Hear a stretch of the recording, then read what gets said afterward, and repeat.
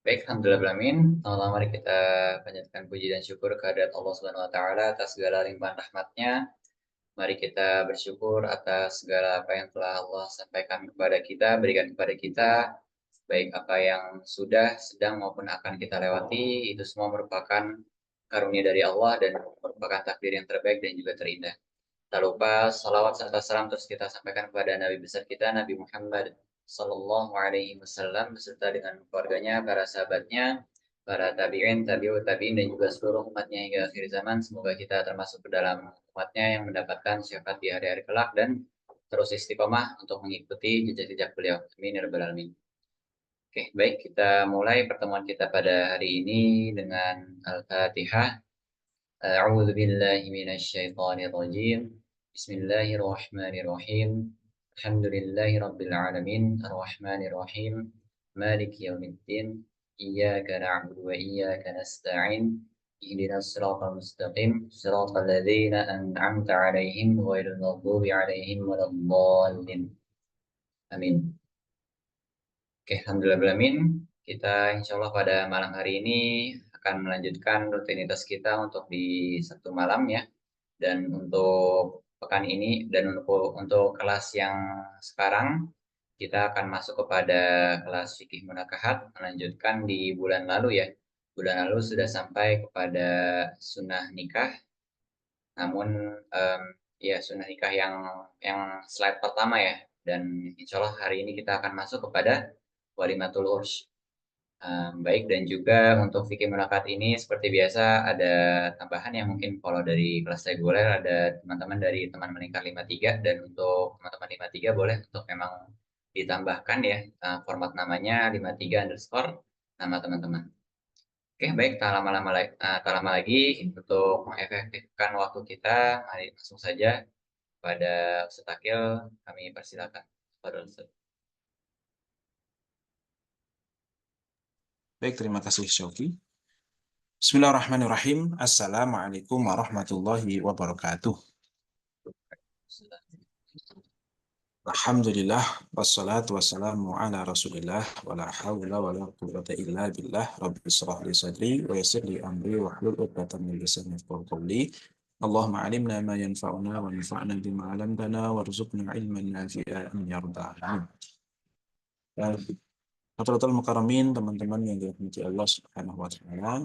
Alhamdulillah, bersyukur kehadirat Allah atas segala kenikmatan yang Allah berikan kepada kita sehingga kita bisa istiqomah untuk menjalankan rutinitas kita mengaji.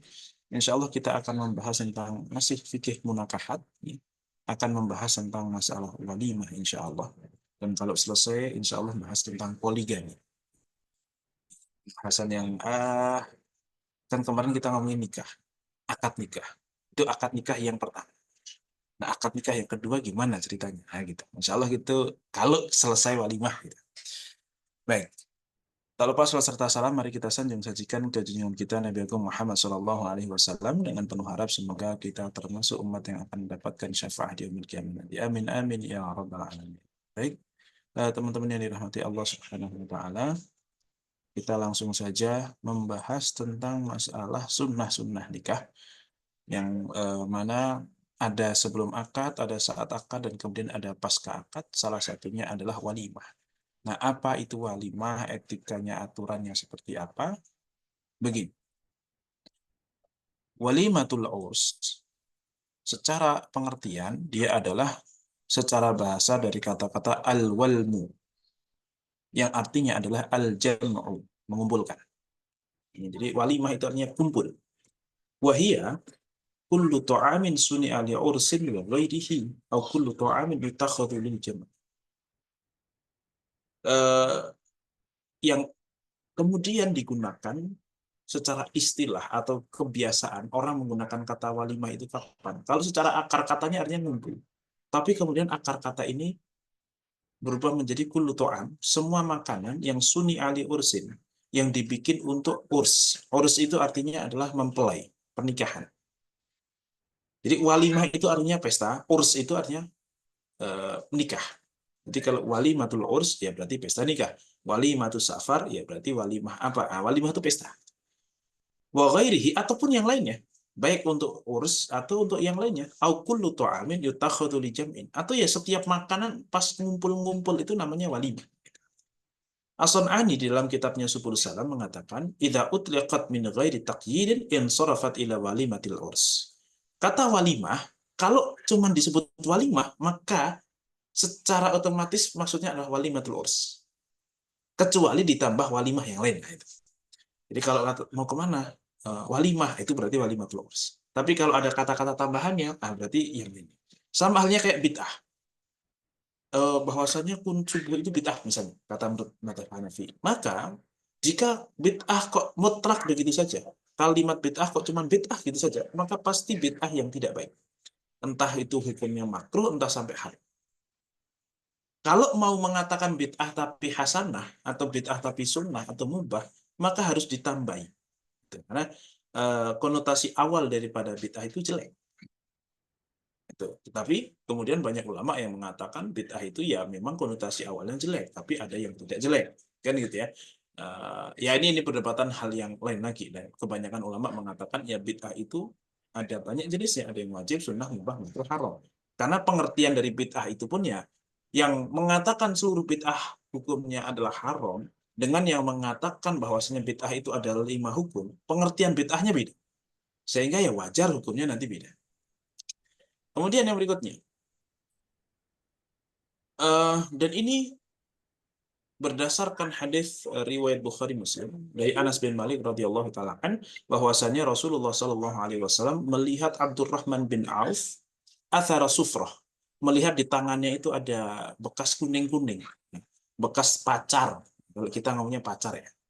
Faqala ma hadza? Maka Rasul pun nanya, "Ini tangan kamu kok ada kuning-kuningnya, ini apa ini?" "Ya Rasulullah, ini tazawwajtu imra'atan ala wazni nawatin min dhahab." "Ya Rasulullah, saya barusan nikah." Gitu. Kok bisa-bisa aja orang nikah aja gitu. Zaman dulu nikah nggak terlalu heboh, nggak terlalu ramai gitu ya. Saya kemarin habis nikah dengan mahar ya sekurang lebih sebiji korma lah, sebiji korma emas. Jadi sebiji korma gitu ya. Nah, tapi itu emas. Kurang lebih berapa gram tuh kira-kira? Ya kalau kormanya korma mejol sih lumayan gede ya. Nah, tergantung kurmanya ajwa atau mejol gitu ya. Tapi ya kurang lebih seperti itu. Faqala fabarakallahu lak. Nah, ini salah satu kesunahan adalah kemudian kita mendoakan kebaikan. Barakallahu lak. Berkahlah insya Allah. Tapi Rasulullah kemudian mensyaratkan atau memerintahkan kepada Abdurrahman bin Auf. Kita tahu Abdurrahman bin Auf orang kaya raya sekali kan ya. Rasulullah mengatakan, "Auli malu bisyatin." Ya wis kalau kayak gitu walimah lah.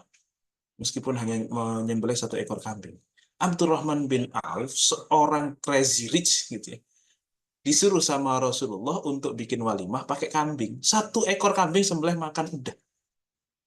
Yang mana kalau orang Arab makan kambing, 1 kambing itu kira-kira buat berapa orang? Ini orang Arab loh ya. Orang Arab makan kambing berapa kira-kira? Itu 1 kambing paling buat 5, 6, 10 orang paling lah. Mentok 10 orang itu udah bagi-bagi kecil itu. Nah, kalau kita kan makan segitu banyak kolesterol. Tapi kalau mereka ya segitu. Artinya nggak mengharuskan walimah itu besar, mewah, megah.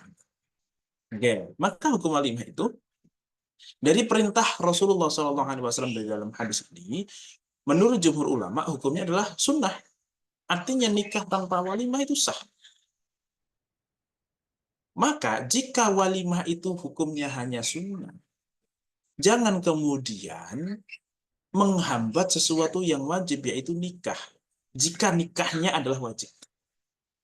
Kapan nikah itu wajib? Jika kemudian sebenarnya punya kemampuan, tapi kalau bikin walimah nggak bisa gede-gede, dan sudah sangat butuh, kalau nggak maka akan terjadi kepada hal-hal yang haram. Ya udah nikah aja, walimah, ya walimah semampunya udah. Nyembelih kambing 1. Nggak usah penyembelih kambing, beli ayam, udah beli ayam the best itu 50 kotak gitu kan, bagi-bagi tetangga, selesai. Apa ini habis nikah ya selesai gitu. Ibaratnya seperti itu aja, nggak usah terlalu dibikin repot, nggak terlalu bikin ini. Tapi saya nikah cuma sekali, ya pengennya yang berkesan. Itu berkesan sekali, saya yakin itu akan kemudian diceritakan sampai anak cucu, bahkan semua tetangga ngomongin. Kurang berkesan apa itu? Kan? Itu kalau cuma sekedar mau berkesan, itu berkesan sekali kan gitu. Nah, maka jangan sampai ya, yang sunnah menghalangi yang wajib Sehingga akhirnya yang wajib tidak terlaksanakan, akhirnya terjerumus kepada kemaksiatan gara-gara memaksakan yang sunnah supaya lebih pol-pol. Ini tentu kita orientasinya adalah kemudian mencari ridho Allah di dalam pernikahan. Kan namanya nikah itu kan dari awal bahwasanya saya nikah itu mau mencari ridho Allah. Saya nikah itu mau ibadah. Gitu. Nah, dengan mental yang siap seperti itu, nanti nggak akan terlalu kaget. Pasti kaget, tapi nggak akan terlalu kaget kalau ternyata habis nikah kok ternyata begini, kok nggak mudah, kok berat apa segala macam. Iya. Jadi makanya nanti kalau kalian habis nikah, kok kemudian, aduh ternyata capek banget nikah, kirain nikah itu akan diratukan, semua orang apa berencana kalau nikah itu nanti ada yang nemenin, ada yang layanin supaya nggak capek kerja. Masalahnya pasangan kalian juga rencananya begitu. Gitu. Ini kan jadi nggak ketemu kan. Maka orang kalau masih pikiran nikah itu adalah enak seperti itu, ya dari sisi kemudian berpartnernya itu, maka belum siap nikah itu. Kalau masih berpikirnya gitu. Artinya kalau mau nikah ya berarti harus siap untuk lebih capek dari biasa. Dan pasti ya mungkin Sapik biasanya masih bisa pusreng-pusreng atau apa gitu kan. Nah, kalau nikah, coba aja gitu. Nah, itu sudah nggak akan terjadi lagi. Yang mungkin dulu tidur itu susah. Ya, saya yakin teman-teman bujang di sini kalau tidur itu sempat mengalami tidur itu susah. Kalian besok kalau nikah itu nggak sadar apa-apa atau tidur. Saking capeknya itu nggak sempat belum siap tidur aja udah ketiduran gitu. Itu sering terjadi kalau udah nikah itu seperti itu kan. Ya, ini artinya bahwasanya akan ada fase seperti itu dan kalau kalian kok nanti mengeluh wah ternyata nikah gini-gini ya berarti kamu tuh belum terlalu siap nikah sih gitu kurang lebih. Ini kan memang begitu ya kalau nggak begitu ya nggak usah nikah. Ustaz, saya dulu diratukan oleh bapak saya. Maka saya nggak mau kalau kemudian nanti sama suami kok sengsara. Ya sudah, nggak usah nikah. Cukup jadi ratunya bapak saja cukup. Ya. Ya kalau sudah seperti itu ngapain? Nah, nanti malah kasihan suaminya. Suaminya dimarah-marahin karena kemudian tidak bisa memberikan apa yang diinginkan. Ya ngapain? Terus cukup jadi ratunya bapak aja udah selamanya. Silahkan. Nah, tapi kan nanti bapak akan, ya itu. Ya nggak bisa memang selamanya. Ya kita harus bekerja. Nah, itu yang pertama ya. Jadi hukumnya adalah sunnah. Tapi menurut mazhab Tauhidi wajib. Jadi kalau habis nikah itu harus ada walimah. Kenapa? Karena ini menunjukkan rasa syukur dan perintah Rasulullah itu hukumnya wajib. Nah, kurang lebih seperti itu. Mazhab Tauhidi mengatakan hukumnya wajib. Nah, tetapi yang namanya walimah tadi Abdurrahman bin Auf saja sekelas beliau gitu ya. Yang ibaratnya kalau cuman beli rumah di Menteng itu nggak usah kredit itu, cash langsung. Itu aja nyembelih kambing gitu. Sama Rasul diperintahkannya nyembelih kambing. Nah, apalagi kok kemudian yang beli motor Mio aja kreditnya 4 tahun gitu. Ya udahlah, biasa aja lah gitu. Beli iPhone aja pakai kredit-kredit misalnya. Ya udah awal limanya biasa saja, nggak usah yang mewah-mewah. Oke. Nah, kemudian kapan waktunya? Waktu mulainya adalah boleh saat akad. Boleh saat akad, ya, artinya pas akad, habis itu walimah, yang mana ini sering terjadi di kita tuh biasanya seperti itu. Atau setelah akad, ya, akad hari ini, besok apa namanya? Ya, kalau besok pasti sudah terjadi duful ya. Sekarang hari pagi akad, sore walimah gitu kan. Atau ya walimah akad plus walimah langsung gitu. Nah, itu enggak apa-apa. Atau kalau enggak ya setelah duful. Setelah duful itu ya setelah duful gitu. Tapi jarang ya biasanya habis akad langsung berdiri di pelaminan walimah apa segala macam gitu. Dan yang namanya ini nanti kalian mungkin sebagai ini ya sebagai bisa sebagai bahan referensi bahwasanya yang namanya walimah itu kadang nggak harus pakai pakai apa tuh namanya kalau bahasa Jawa itu padi-padi itu pelaminan. Nah, nggak harus pakai pelaminan. Ya, kadang kalian yang penting open house, kasih undangan orang, datang, kalian nyambut sebagaimana kalian kalau lagi lebaran gitu. Ya, jadi nyambut di ini, mau silahkan duduk, ini persilahkan apa nih istri saya nih apa gitu kan. Kalau yang perempuan, ini suami saya dan seterusnya. Udah kayak gitu.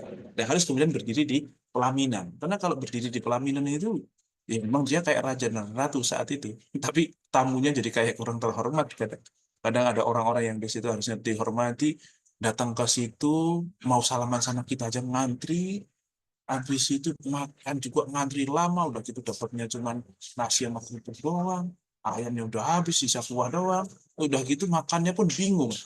Ya makanya bingung, udah terlanjur ngambil dua gini, terus yang satu gimana? Akhirnya taruh di bawah gitu.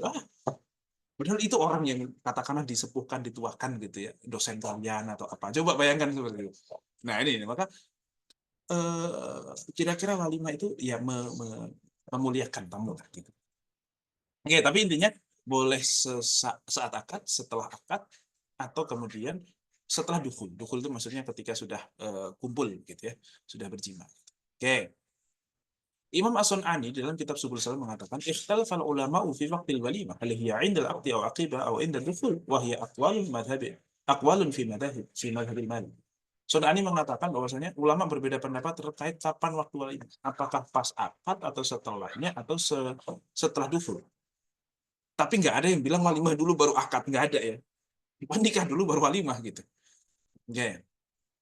Nah, ada sebagian ulama yang mengatakan sunnahnya setelah dukhul.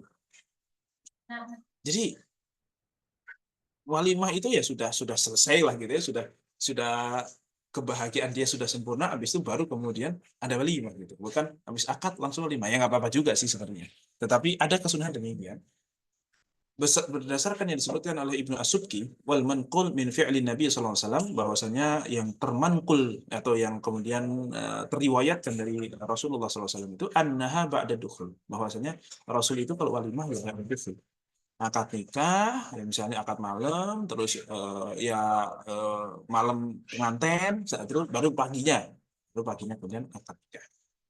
Apa namanya walimah. Cuman saya paham kalau walimah sekarang ini, walimah acara jam 11, make up-nya dari jam 6 gitu kan. Itu make up doang tuh, belum acara ini. Wah, jadi kadang terlalu ribet masalah itunya juga gitu. Ya memang sudah beda berkahnya. Zaman dulu nggak pakai kayak gitu itu aman-aman saja, baik-baik saja, berkah tetap gitu. Kalau sekarang kayaknya kalau nggak begitu jadi masalah gitu. Anha ba'da dukhul wa ka'annahu yushiru ila qissati zawaji Zainab binti Jahash liqauli Anas asbaha ya'ni Nabi sallallahu alaihi wasallam arusan bi Zainab fada'al qaum. Ya.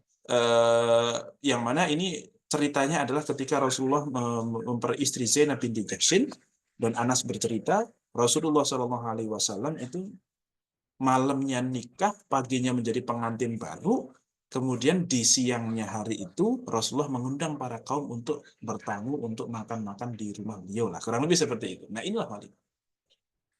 Waqad tarjama alaihi al-Baihaqi baba waqti walimah. Maka Imam Al-Baihaqi meletakkan hadis ini atau pernyataan Anas ini tentang fi'lun Nabi Shallallahu alaihi wasallam di bab waktu walimah.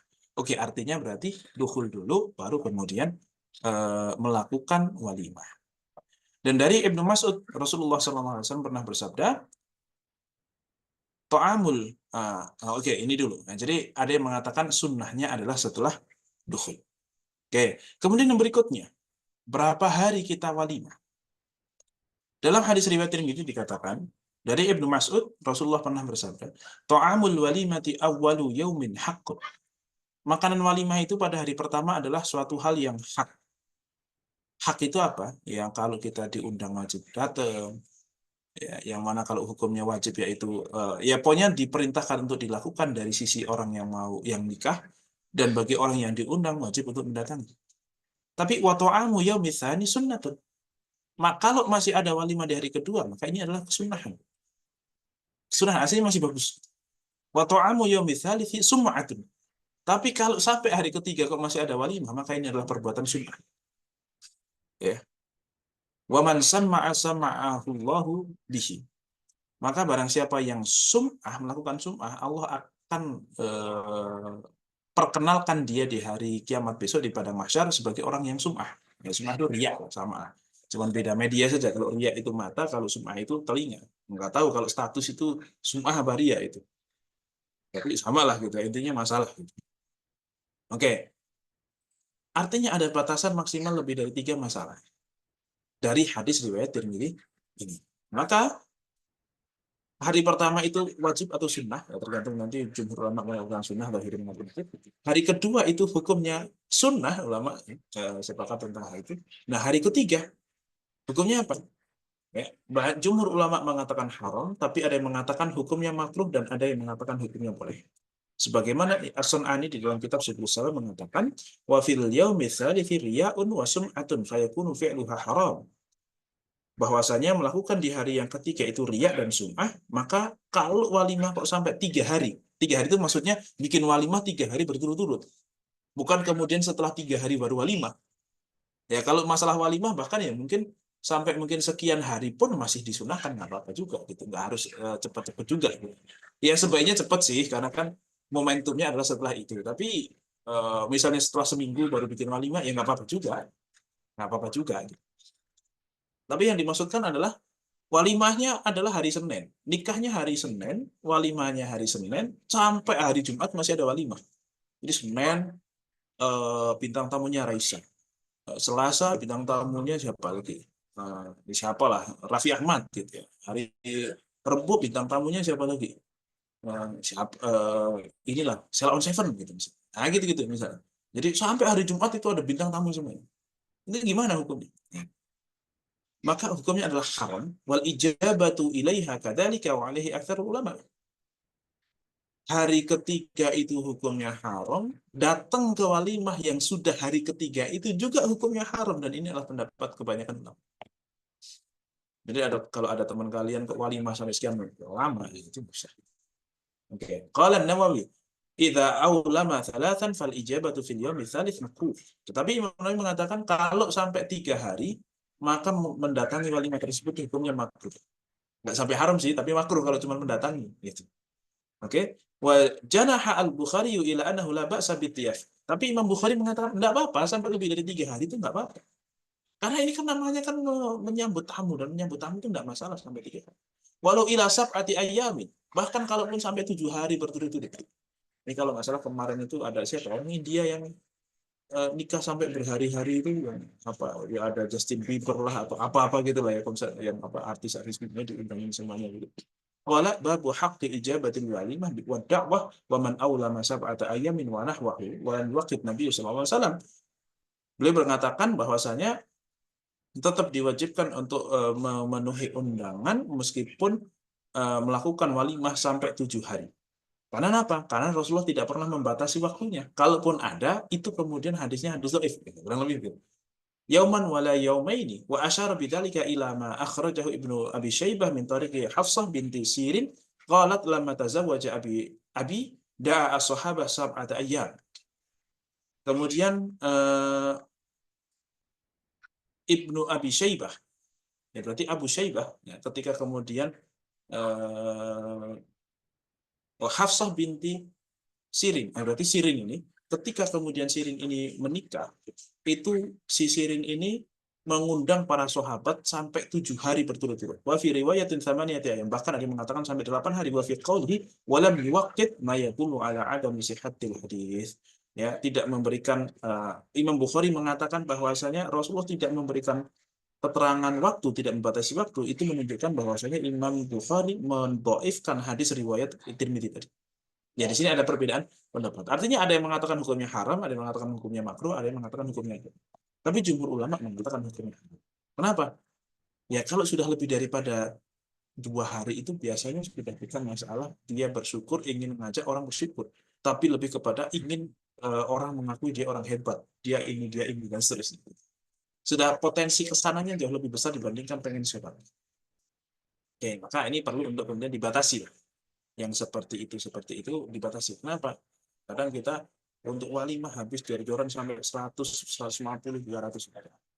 Tapi habis itu beli kompor aja nyicil. Ini kan Masya Allah. Jangan sampai kebalik seperti itu. Ya. Tadi Abdurrahman bin Auf yang ibaratnya beli rumah yang gede-gede di Menteng itu, beli 3, nggak usah pakai mikir itu. Kayak beli kacang aja gitu. Itu saja walimahnya pakai kambing. Ya kita yang siapa? Kok pengen walimah yang ini sampai ibaratnya 3 hari berturut-turut makan Indomie mulu supaya nabung buat walimah. Ini ngapain ini? Oke. Nah, ini batas maksimalnya. Jadi maksimal adalah 3 hari ya. Jangan lebih dari 2 hari. Jangan 3 hari itu. Hari kedua saja mentok kalaupun harus ada. Kemudian yang berikutnya, adabnya adalah satu, tidak berlebihan. Ya.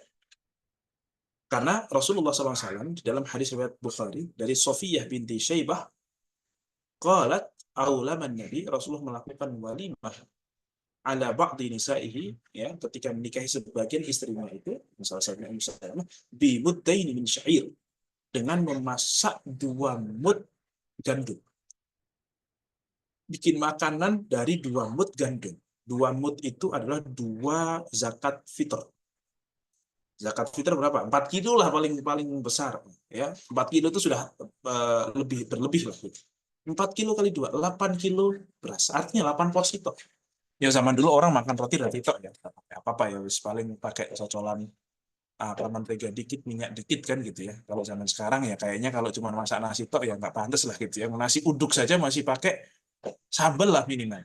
Nasi uduk saja masih pakai sambal, kalau udah gurih nih. Nah ini makanya ya, kira-kira kalau 8 kilo tuh porsi berapa orang? Katakanlah satu orang makan 2 ons. Berarti kalau 1 kilo itu 5 orang. Enggak, 2 ons itu 3 kali makan ya. Berapa sih? Ya, kalian yang anak kos tahu nggak, pasti ingat nggak? Satu orang 1 ons kali ya, sekali makan kali ya. Oke, berarti sekilo itu adalah 10 orang. Berarti kalau 8 kilo, ya kurang lebih 80 porsi lah. Nah, udah 80 porsi aja. Dan itu sederhana saja. Nggak usah kemudian satu porsi isinya rendang ada, ayam tangkep apa, ayam pop ada, telur ada, apalagi tempe ada, tahu ada, itu nggak habis itu. Itu nggak habis, itu berlebihan itu. Ya kecuali kok dibawa besek, bawa pulang, ya itu nggak apa-apa dimakan keluarganya itu. Oke, Rasulullah saja yang kemarin kita sebut maharnya Rasul berapa? 100 sekian juta kan? Maharnya sekian, kemudian walimahnya sekian. Bandingkan. Nggak harus sama persis, nggak mungkin bisa ideal kan. Kalian diamuk sama, langsung ditolak, langsung diusir sama mertua kalau memang mau melakukan yang seperti ini persis gitu. Tapi minimal kalian punya acuan. Oh, walimah yang seharusnya itu ternyata cukup seperti itu. Artinya kita nggak usah terlalu memaksakan. Dan mahar itu justru malah gede-gede. Nah, gitu kan. Kemudian yang berikutnya, ini juga satu hal yang sangat penting. Ketika kalian nanti bikin walimah, niatkan sodakoh, bukan niat investasi. Ya. Jadi saya punya duit 50 juta untuk walimah, ya wis, habis ya habis, sudah nggak apa dong. Memang dari awal pengen supaya orang senang dengan kebahagiaan itu. Jangan kemudian kalau saya 50 juta, saya nanti dapat amplopnya berapa. Oke, kalau kayak gitu berarti 100 juta saja. Akhirnya ngutang di vendor ini. Nah, nanti ya saya bayar setelah saya buka amplop. Hari kedua saya buka amplop. Misalnya gitu. Nah, itu jadi masalah. Ya walaupun kita juga tidak bisa kemudian dengan frontal mengatakan nggak usah ngamplopin lah, kalau walimah itu nggak usah ngamplopin gitu. Ya nggak bisa juga seperti itu. Sudah dianggap tidak pantas juga kalau kita datang ke walimah kok nggak pakai ngamplopin gitu. Tetapi minimal kita sebagai orang yang kemudian undang orang itu sebisa mungkin nggak ngerepotin yang diundang. Nah, lebih cakep lagi, lebih hebat lagi kalau walimah tidak menerima sumbangan dalam bentuk apapun, misalnya. Ya, itu lebih cakep lagi. Tapi masalahnya, yang bikin walimah juga kadang bukan kalian, yang bikin walimah bapak kalian. Ya sama aja, kalian nggak bisa ngapa-ngapain. Cuman dipajang doang gitu kan. Jadi yang punya hajat itu bapak kalian, bukan kalian. Nah, itu juga salah. Iya, masalah juga lah gitu ya. Maka banyak sekali, apa namanya, dinamikanya lah, di banyak sekali masalahnya di dalam masalah walimah. Tapi niatnya sedekah. Dan kalau walimah itu niat sedekah, mau nyenengin orang, maka ketika kita ingin sedekah, berikanlah yang terbaik, yang sesuai dengan keinginan atau yang sesuai dengan kemaslahatan orang yang diberi. Artinya, ya, sekali lagi saya sampaikan, saya nggak terlalu suka nikahan di hotel, acaranya 1 jam, waktu makannya 1 jam, udah gitu, kayak perang perang takjil gitu, wah, Allahu Akbar gitu ya. Wah, mending makan di luar lah saya kalau yang begitu-begitu. Ada orang akhirnya gara-gara saya harusnya makan nasi berat, tetapi juga pengen kambing guling. Akhirnya ngantri kambing guling karena dapat pertama, ngambilnya banyak karena nggak kebagian nasi. Akhirnya makan kambing guling semuanya biar kenyang. Gitu. Wah ini kan kayak gitu. Ya kira-kira lah di dalam pernikahan yang model seperti itu kira-kira sebenarnya perlu dikoreksi apa enggak sih? Gitu. Ya, bahwasanya mungkin kita juga nggak bisa meluruskan ya, tapi minimal kita punya kesadaran bahwasanya harusnya nggak gitu.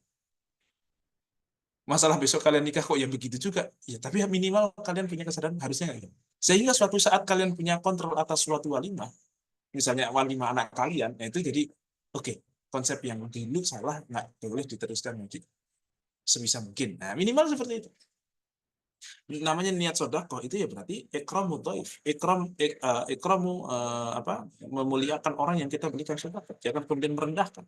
La tubtilu shadaqatikum bil manni wal adha. Ya kayak tadi, seorang guru besar, ya dosen kalian, dosen pembimbing kalian, datang ke walimah kalian, kok ngantri somai sampai sekian lama, udah gitu nggak dapet lagi. Udah gitu kemudian makannya berdiri, ini berdiri, ya Allah. Tega kalian. Di VVIP udah penuh isinya orang-orang yang lain. Wah, sayang sekali. Maka, ya itulah, kurang lebih seperti itulah. Ya untungnya kemarin saya pandemi, jadi nikahnya di rumah. Kalau di rumah saya open house dari jam pagi, dari akad sampai kemudian malam itu mungkin jam 10 masih ada orang juga yang datang. Karena memang harus datangnya harus yang ini diundang pagi aja, yang ini siang ya. Jadi supaya nggak ngumpul kan, supaya nggak numpuk gitu. Ya itu malah saya bersyukur sekali itu. Gitu. Udah kali murah, ngobrol sama tamunya bisa lebih puas gitu kan, sampai mengenalkan beneran mengenalkan betul, kemudian mereka makan juga nyaman. Ya nggak nyamannya karena pandemi aja, tapi mereka nyaman lah. Mesti makan tuh dapat tempat duduk, ngantri nggak ngantri kayak begitu. Ngambilnya juga sesuai kebutuhan. Akhirnya bukan rushing. Karena kalau rushing itu kan akhirnya, wah ambil-ambil aja. Ternyata nggak habis. Ini sering banget kayak gitu. Terus lagi makan, lagi ngobrol santai, nggak ada kasus tiba-tiba piringnya diangkat gitu kan. Nggak ada itu. Ya kan, gondok banget kan, lagi makan jadi tinggal ngobrol bentar, loh piring saya mana tadi kan gitu, gara-gara yang satu lagi megang makanan yang lain gitu. Nah ini makanya untung saya, untung, tapi teman-teman belum tentu seberuntung saya, tapi minimal punyalah wacana bahwasanya kalau bisa nikahan itu ya yang lebih memanusiawikan, memanusiakan para tamu inilah gitu, memuliakan para tamu inilah, jangan sampai kemudian terlalu terlalu apa ya, saya raja ya pokoknya semuanya ngikut alur saya, kurang lebih gitu ya kan. Kalau walimah itu kan kalian dipajang gini-gini, semua ngantri mau salaman sama kalian, kalian nggak peduli mereka makannya kayak gimana, kalian nggak peduli karena kalian sibuk salaman sama kalian. Siapa kalian itu gitu, ya nikah nikah aja tapi nggak usah jadi kayak gitu gitu ya ibaratnya. Ya, tapi nggak bisa kita terjang begitu, nggak bisa. Ya, ini keresahan saya. Kemudian yang berikutnya, mengundang fakir miskin, terutama yang tetangga saudara itu wajib diundang. Dan mohon maaf di dalam masalah walimah, terutama kalau di kampung ya, ada yang namanya apa, sinoman, kalau bahasa bahasa Jawa itu namanya sinoman. Sinoman itu kemudian itu ya, bantu-bantu gitu ya. Ya kalau ada saudara nikah ya kan, ya, sudah bantu-bantu masak, bantu mempersiapkan apapun segala macam. Nah, tolong yang miskin-miskin jangan mentang-mentang miskin dia dari hari pertama sampai hari terakhir nggak pernah pakai baju bagus, pokoknya di dapur terus gitu. Ya, jangan kayak gitu gitu. Ya, dia juga tamu juga, meskipun dia bantu-bantu tapi dia tamu juga, ada saatnya dia dimuliakan apa segala macam. Kenapa? Karena dalam hadis riwayat Muslim dikatakan dari Abu Hurairah, Rasulullah pernah bersabda, "Syarrut ta'ami ta'amul walimah." Seburuk-buruk makanan adalah makanan dari walimah yang yumna'uha man ya'tiyaha wa yud'a ilaiha man ya'baha. Yaitu orang yang butuh tidak diundang, tapi yang diundang malah orang-orang yang nggak butuh. Yang miskin nggak diundang, ya jadi ya nggak tahu kenapa kok kayak diundang itu, mungkin supaya terbangun relasi atau mungkin ngincar amplopnya atau apapun itu, kayak kadang seperti itu. Ya supaya kemudian oh kelihatan pride kalau yang datang kok si ini. Kurang lebih seperti itu jangan. Nah coba lah kalau kalian nanti ada yang berani gitu kan, eh, walimah walimah dengan sederhana, ngundang tukang jualan samping-samping rumah, pokoknya dibeli semua barangnya mereka, digratisin untuk sekampung. Wah itu pasti akan berkesan sekali. Ya. Nggak ngerepotin orang, manfaat untuk sekitar, kalian juga nggak habis banyak, memuliakan banyak orang. Itu seenak. Oke, kemudian ya tentu ini satu hal yang sangat penting kayak menghormati waktu sholat. Menghormati waktu sholat itu artinya ya kalau bisa ya habis isya sekalian atau habis maghrib lah minimal, sehingga isya itu aman gitu. Jangan kemudian dari jam 5 sampai jam 7 itu maghrib gimana? Atau ya kalau nggak dari jam 10 sampai jam 12. Ya, atau dari pagi sampai ini. Atau ya kalau bisa malah kalau ke saya udah di rumah dari pagi sampai malam, waktunya sholat ya sholat gitu aja kan. Kalau kalau panjang waktunya mau sholat sholat aja gampang. Pengantinnya lagi di mana? Lagi sholat.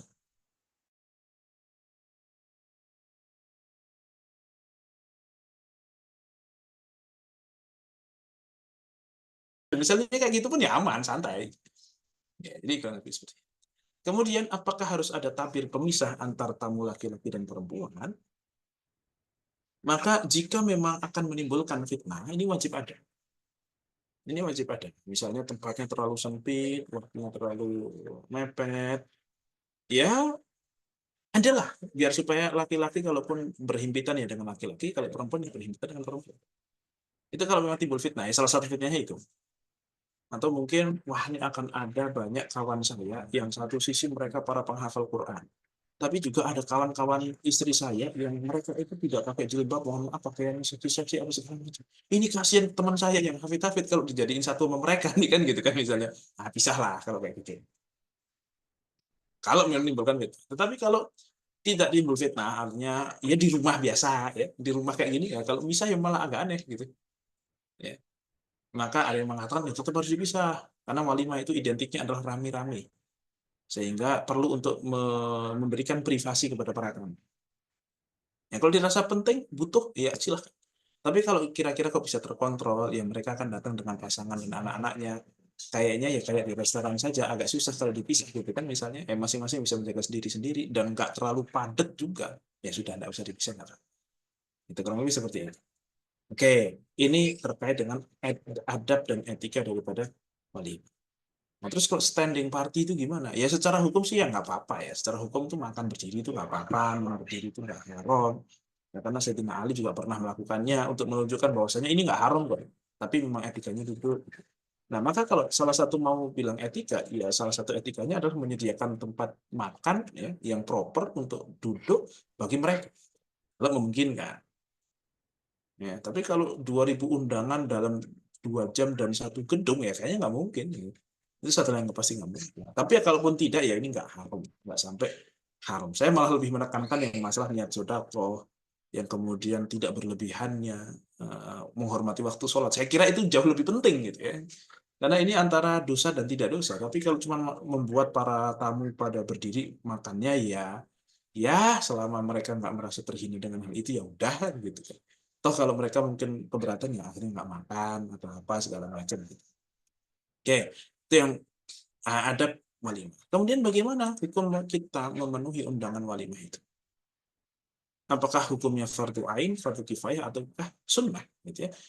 Di dalam hadis riwayat Bukhari Muslim dikatakan dari Abdullah bin Umar radhiyallahu taala anhu qala Rasulullah sallallahu alaihi wasallam idza du'iya ahadukum ilal walimati falyatiha. Apabila kamu diundang walimah maka datangilah. Artinya ada perintah yang menunjukkan bahwasanya hukumnya wajib. Di dalam hadis riwayat Muslim lebih keras lagi. Dari Abu Hurairah Rasulullah pernah bersabda, "Syarut ta'ami ta'amul walimah." Keseburuk-buruknya makanan adalah makanan walimah. Yumna'uha man ya'tiha wa yud'a ilaiha man ya'baha. Ya, orang kaya diundang, orang miskin tidak diundang. Wa man lam yujibid da'wata faqad asallaha wa rasulah. Tapi barang siapa yang tidak mendatangi undangan walimah itu telah bermaksiat kepada Allah dan Rasulnya. Nah, artinya ini ada perintah plus ada ancaman bagi yang meninggalkan. Nah, salah satu ciri wajib itu adalah ada perintah dan ada larangan atau ada ancaman bagi yang meninggalkan. Itu biasanya wajib itu. Kalau baru ada perintah saja tanpa ada larangan untuk meninggalkan, nah itu ada kemungkinan dia bukan wajib. Tapi hukumnya cuma sunnah saja. Ini perintah yang hukumnya sunnah. Eh, atau mungkin ada larangan tanpa ada ancaman, mungkin bisa cuma makruh saja. Gitu. Nah, ini seolah-olah menjadi hukumnya adalah minimal dari hadis ini menunjukkan bahwasanya hukumnya ini adalah wajib.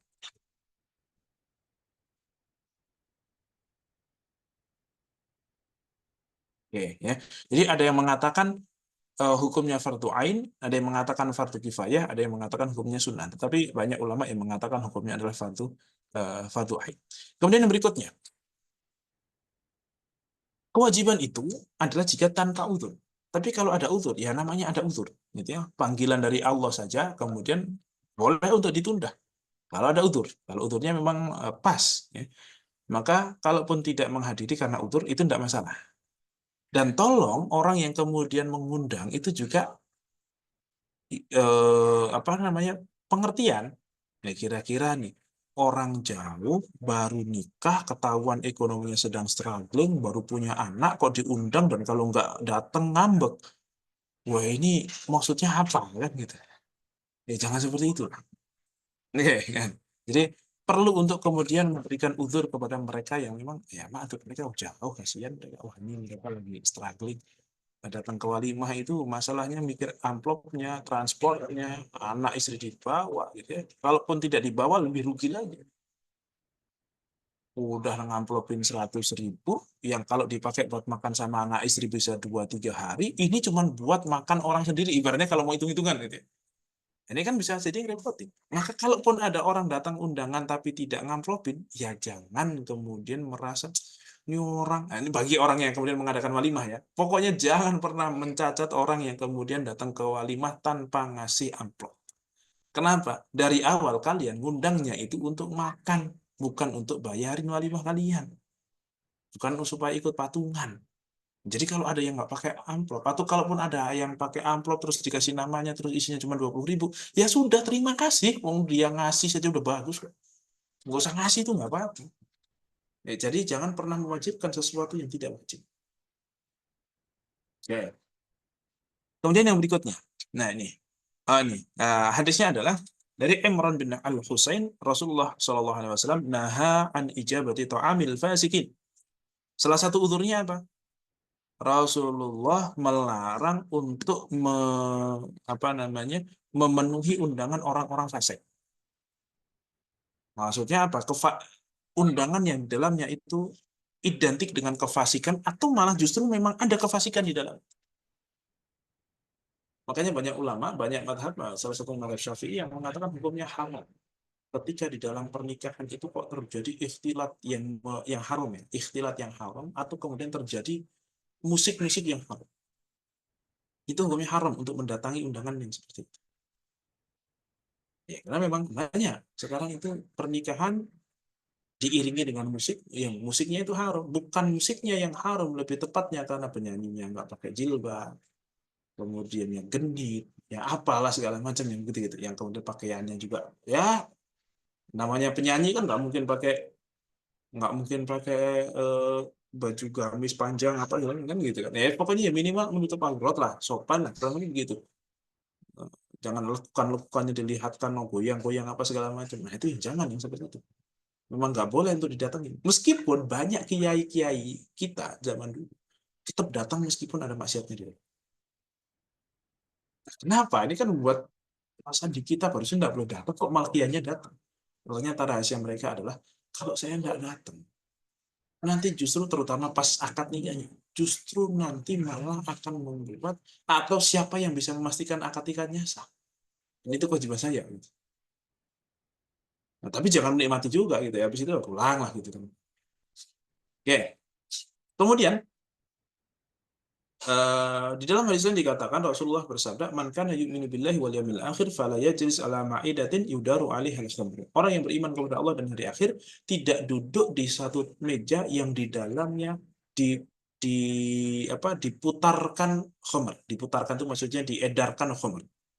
Ya, sehingga di situ khamr gantian gantian gantian gantian gitu. Nah, itu orang yang beriman kepada hari akhir tidak akan duduk-duduk bersama mereka seperti itu. Ya, ini sih pisau bermata dua ya. Artinya gini, kalau niat kalian adalah untuk membersamai mereka, untuk menobatkan mereka, maka ya duduk di situ bukan duduk karena menikmati circle itu, tapi justru duduk untuk menyelamatkan mereka, untuk mendakwai mereka. Itu sesuatu yang bagus. Karena tanpa itu kalian tidak bisa dakwah juga. Ya kan? Ya kalian harus ngeblend di sini. Namanya dakwah harus berkumpul sama orang yang mau didakwai. Kan itu syarat utama itu. Tidak mungkin tidak dilakukan. Tapi kalau kalian menikmati di situ, ya yang penting saya nggak minum ya udah, kan saya santai aja. Tidak ada niatan untuk amar ma'ruf nahi munkar, itu jadi masalah. Oke. Kemudian Abu Hurairah mengatakan, nah Salah satu udurnya itu adalah kemudian jika walimah tersebut yang diundang yang kaya-kaya, yang miskin nggak diundang, dan kalian tahu hal itu, maka malah bisa dikatakan tidak boleh untuk mendatangi. Oke. Kemudian yang berikutnya, bagaimana jika ada dua undangan bersamaan? Dalam hadis riwayat Abu Dawud dikatakan, "Idza ijtama'a da'iyani fa'ajib aqrabahuma baban, fa in sabaqa ahaduhuma fa'ajibil ladzi sabaq." Ya, ketika ada dua orang yang mengundang, maka yang dipilih kok bareng persis begitu ya, ngundangnya bareng, waktunya bareng, ya wis, yang paling dekat pintunya, maksudnya paling dekat secara rumah itu yang mana? Tapi kalau kemudian yang jauh itu lebih dulu ngundangnya, ya sudah, yang jauh itu lebih berhak untuk didatangi dibandingkan. Tapi kalau Sauki enggak, Sauki 4 apa 5 datang semuanya kan gitu. Luar biasa. Ya kalau bisa begitu bagus gitu. Tapi kan nggak semua kayak Sauki yang gesit kemana-mana, tahu-tahu udah di sini, tahu-tahu udah di sini kan begitu. Oke, nah kemudian syarat wajib memenuhi undangan, artinya eh, tadi kan hukumnya banyak yang mengatakan wajib. Tapi kapan menjadi wajib? Ya jika memenuhi syarat. Apa saja? Pertama, yang ngundang ataupun yang diundang sama-sama muslim, baligh dan berakal. Ya, ya tentulah balik dan berakal satu hal yang kalau nggak balik kok bisa ngundang, kalau nggak berakal kok bisa ngundang kan begitu ya. Tapi sama-sama muslim lah paling inti itu, sama-sama muslim. Harus kemudian muslim. Kalau tidak muslim maka tidak wajib datang. Tidak wajib, bukan tidak boleh, bisa jadi boleh, nggak masalah kalau tidak selama tidak ada sesuatu yang sifatnya ritual gitu ya, sesuatu yang sifatnya kemaksiatan dan seterusnya, maka boleh-boleh saja datang, tapi tidak harus. Kemudian yang berikutnya, pengundang bukan berpenghasilan haram. Kalau berpenghasilan haram, maka kita akan dikasih sodakoh atau akan diberikan, dihibahkan dari orang yang berpenghasilan haram. Dan banyak ulama yang mengatakan bahwasan jika penghasilan orang itu 100% haram, maka tidak boleh kita menerima pemberian dari diri. Meskipun ke kitanya halal, meskipun kepada kitanya adalah karena kita diberi, tapi nggak boleh. Kalau seluruh atau kebanyakan atau mungkin 90% ke atas gitu ya, penghasilannya itu adalah haram. Tapi kalau kemudian ada sebagian dari penghasilannya yang halal, meskipun ya banyak sekali penghasilan yang haram, itu masih diperbolehkan bagi kita untuk menerima pemberian darinya, termasuk mungkin ke walimahnya. Oke. Kemudian yang berikutnya, undangannya untuk umum, bukan khusus yang kaya-kaya saja.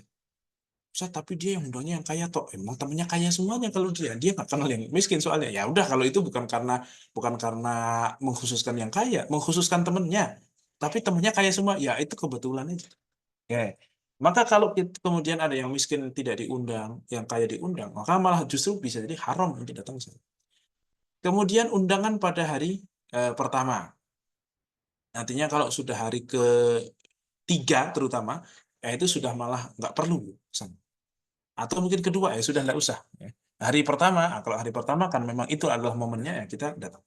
Kemudian tidak ada udzur tadi yang disebutkan, entah udzur itu sifatnya pribadi atau mungkin untuk keluarga, sakit ya. Salah satu udzur itu adalah kemudian jarak dari dirinya sampai ke tempat walimah itu jarak yang boleh mengkosor. Maka kalau misalnya nih, ya kayak kemarin Lavina misalnya, ngundang gitu ya. Kalaupun saya nggak datang misalnya gitu ya, ya memang nggak datang juga gitu. Maka nggak apa-apa, jauhnya segitu. Ya. Tapi kalau yang datang, ya bagus sekali.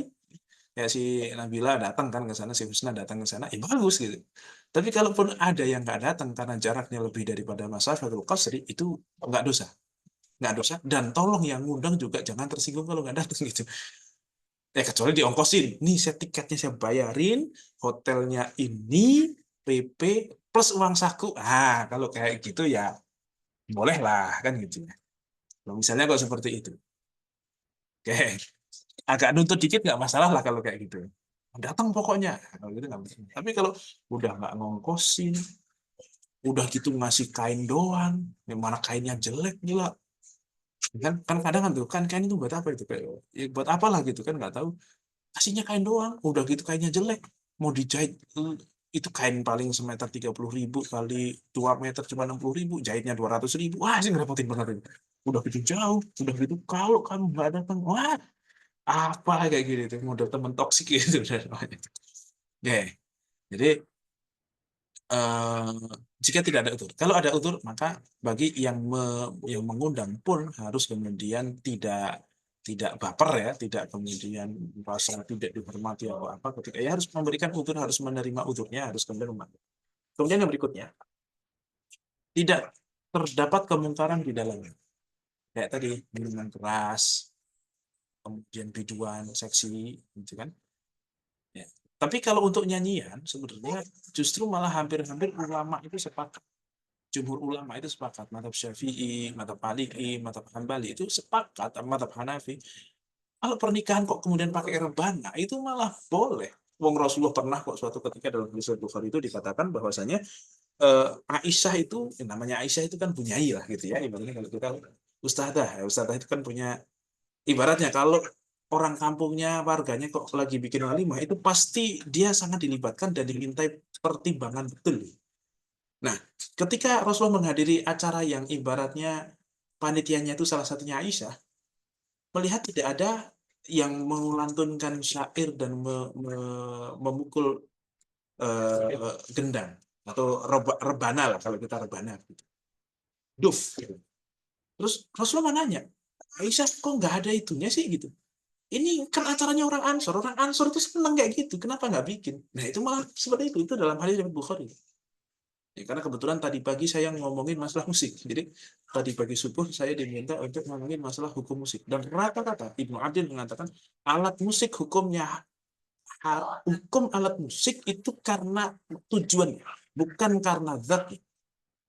Karena alat musik itu hanyalah imitasi dari suara yang dari kerongkongan makhluk itu. Kalau kita mendengarkan suara kerongkongan burung boleh, suara kerongkongan ya burung lah ya apalah segala macam itu boleh. Kenapa kalau kemudian itu diimitasi kemudian dijadikan alat dan tidak boleh? Nah itu kurang lebih seperti itu. Maka haram bukan karena itunya, tetapi haram karena biasanya musik disebutkan dengan ma'azif, dengan apa, khomer dan zina. Karena memang identik musik saat itu adalah khomer dan zina. Kebayang nggak kalau dengerin musik di zaman Rasul itu kayak gimana? Dengerin kaset atau live music? Kan pasti live music. Nah itu perkaranya, live musicnya itu. Dan itu kan masih berlaku sampai mungkin zaman Imam Nawawi, kan masih berlaku, pasti live music kan. Baru ada rekaman kan sekarang-sekarang ini, mungkin abad ke berapa? Abad ke-15 Hijriah ini atau mungkin abad ke-13 lah sudah ada lah gitu. Sebelumnya kan masih seperti itu. Maka banyak para ulama yang kemudian memang Ibnu Abdin salah satunya itu ulama abad ke-11 Hijriah itu alat itu tidak haram karena zatnya tetapi haram karena maksud dan tujuan. Nah, sekarang kalau dipetik haram. Nah, Mazhab Syafi'i pun mengatakan kalau rebana itu halal. Tapi kalau model yang dipetik, suling, apa yang ditiup itu hukumnya haram. Dan di situ disebutkan kenapa? Karena itu alat musiknya pemabuk. Jadi orang kalau kalau mabok itu iringannya itu pakai itu. Sehingga kalau ada alat musik itu sangat identik dengan mabok pada saat itu. Maka jika keidentikan itu kok sudah bisa hilang, ya berarti hukumnya bisa berubah. Sebagaimana katanya zaman dulu perempuan kok pakai celana itu haram di Indonesia. Kenapa? Karena hanya noni-noni Belanda yang pakai celana. Sehingga tasyabuh bil kufar. Kufar yang penjajah pula. Terus kalau laki-laki pakai dasi itu hukumnya haram. Pada saat itu, sekarang kan sudah tidak. Kenapa? Karena ilatnya sudah hilang. Nah, keidentikan itu masih ada apa enggak? Makanya kebanyakan ulama sekarang, ya, kayak Syekh Sumardawi segala macam mengatakan ya musik itu tidak halal, tidak haram, dia netral kayak makan gitu. Kalau niatnya untuk kebaikan yang baik, selama tidak berlebihan, selama tidak ini dan seterusnya. Ya. Tapi ya kalau model konser-konser itu ya masih menurut saya masih haram sih itu. Itu sholatnya gimana, itu benar-benar melalaikan dari kewajiban, ikhtilatnya kayak gimana, identik dengan orang kayak gitu mabuk banyak segala macam. Ya kecuali konser Maher Zain terus duduk terus di situ ada kajiannya juga itu ya sudah apalah. Maher Zain sebagai sebagai pengisi di antar itu saja misalnya apalah. Nah itu. Nah ini. Jadi musik di dalam nikah itu malah nggak apa-apa. Itu salah satu yang kemudian hampir-hampir para ulama, jumhur ulama mengatakan itu boleh. Musik di dalam pernikahan. Ya karena kemarin kita bahas ini ya, bahas apa namanya? eh, yashtari lahwal hadis gitu ya. Itu kan kita sudah bahas kan, oh ternyata itu memang tujuannya betul untuk nyanyi Rasulullah kan gitu. Itu kan jadi masalah betul. Wa idza ra'au tijaratan aw lahwanin fadu ilaiha wa tarakuka qa'iman. Lahwan itu apa? Ah, pada saat itu Rasul lagi khutbah, para sahabat dengerin, tiba-tiba ada pedagang dari Syam. Nah, namanya pedagang kayak zaman sekarang. Itu loh, kalau kalau kalian miksu lagi open toko untuk pertama kali itu pasti suaranya kenceng banget itu. Atau mungkin apa itu dealer Honda atau apa, itu ada pedangdutnya. Nah, kayak gitulah, sama kayak gitu. Bayangin lagi Jumatan tiba-tiba di depan ada yang dangdutan gitu. Terus bubar. Ya gimana nggak marah loh. Rasulullah lagi yang sedang khutbah ditinggal gara-gara dangdutan. Ya, satu karena dangdutannya, satu karena dagangnya, dua karena ya dangdutannya itu juga. Ya, katakanlah dangdutan gitu ya. Ya walaupun nggak dangdutan ya nggak selalu harus. Nah, sekarang lagu-lagu seiring juga parah-parah sih ya. Nggak ada yang kayak Roma Irama yang judi gitu kan bagus ya. Metaforanya itu nggak ada, langsung jebret jebret jebret jebret gitu. Nah, ya banyak yang haram juga sih. Pada akhirnya banyak yang haram. Tapi ya kalaupun halal ya, kalau ya kalian jangan menyibukkan diri dengan lagu. Jangan kemudian dengerin lagu itu kayak pengen dengerin musik gitu. Tapi ya kalau lagi di kafe kok ada musiknya ya udah santai aja gitu, nggak usah merasa saya berdosa. Nggak usah, biasa saja. Toh kita bukan yang sengaja ke situ untuk dengerin musiknya. Kita sengaja ke situ untuk kemudian di kafenya makan, minum, ngobrol, melakukan sesuatu gitu. Oke. Tapi intinya tidak ada kemungkaran di dalamnya sehingga kita wajib untuk berdatang. Tapi kalau ada kemungkaran kita nggak wajib datang, bahkan bisa jadi haram. Kemudian yang berikutnya tidak ada undangan yang terlebih dahulu dan undangan ditujukan untuknya bukan untuk umum. Artinya kalau undangannya kok cuma satu, di share di grup tok gitu, silakan ya datang ke ini nikahan saya, tapi nggak diundang secara private, ya berarti kita nggak wajib datang. Tapi kalau secara private ini ya, berarti kalau selama terpenuhi syarat wajibnya datang.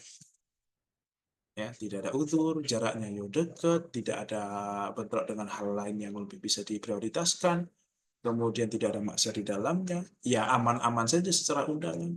Terus kita juga dijapri, pokoknya datang ya, gitu misalnya. Ya sudah, tidak ada alasan lagi. Gitu. Oke, ini syarat wajib untuk kemudian memenuhi undangan pernikahan. Oke, ini terkait dengan kesunahan yang adalah membuat walimah. Tapi sekali lagi, walimah hukumnya sunnah. Yang sunnah ini jangan sampai menimbulkan dosa-dosa. Cuman sunnah, kok gara-gara melakukan yang sunnah walimah malah melakukan dosa. Wah, buat menyenangkan para hadirin kita bikin dangdut koplo misalnya. Ya, kira-kira kayak gitu tuh pantas apa enggak gitu. Halal atau haram gitu kan, lebih seperti itu. Kemudian untuk mungkin untuk ambisi pribadi atau kemudian untuk supaya dilihat orang atau mungkin kemudian untuk menyenangkan orang. Nah itu kalaupun mau menyenangkan orang, senangkanlah mereka dengan yang halal. Kalaupun ada ambisi pribadi, ya juga jangan berlebihan, jangan mendalimi orang lain, jangan membebani orang lain. Nah gitu aja. Walimah itu niatkan sodakoh untuk mencari ridho Allah karena saya habis nikah, pengen nikahan berkah, minta tolong didoakan banyak. Maka undanglah orang-orang yang dengan ikhlas mau mendoakan kita. Maka salah satu ikhlas itu bikin mereka itu tidak terbebani ketika datang ke undangan. Jangan sampai kemudian ketika kalian nikah ada orang yang meskipun kalian nggak dengar tapi wah kesini kirain acaranya apa mewah, apa makanannya enak, udah ngamplopin 200.000 makan cuma kayak gini doang, gimana sih. Itu saya sering dengar itu dan saya apa ya madep, berarti kayak ya Allah ini gimana nasib yang nikah kalau kayak gini. Itu mesti dicacat. Kenapa kok orang itu berani nyacat coba? Karena merasa bayar. Karena saya sudah direpotin, masa aku cuma kayak gini toh. Coba kalau dari awal kemudian nggak boleh ini udah sama sekali. Itu dikasih nasi uduk, orang kalau dikasih mau dikasih nasi uduk udah terima kasih. Nggak akan protes mau sambelnya apa namanya udah agak basi dikit misalnya, nggak akan protes mau dikasih kok. Tapi kalau dia merasa bayar, nah itu masalahnya.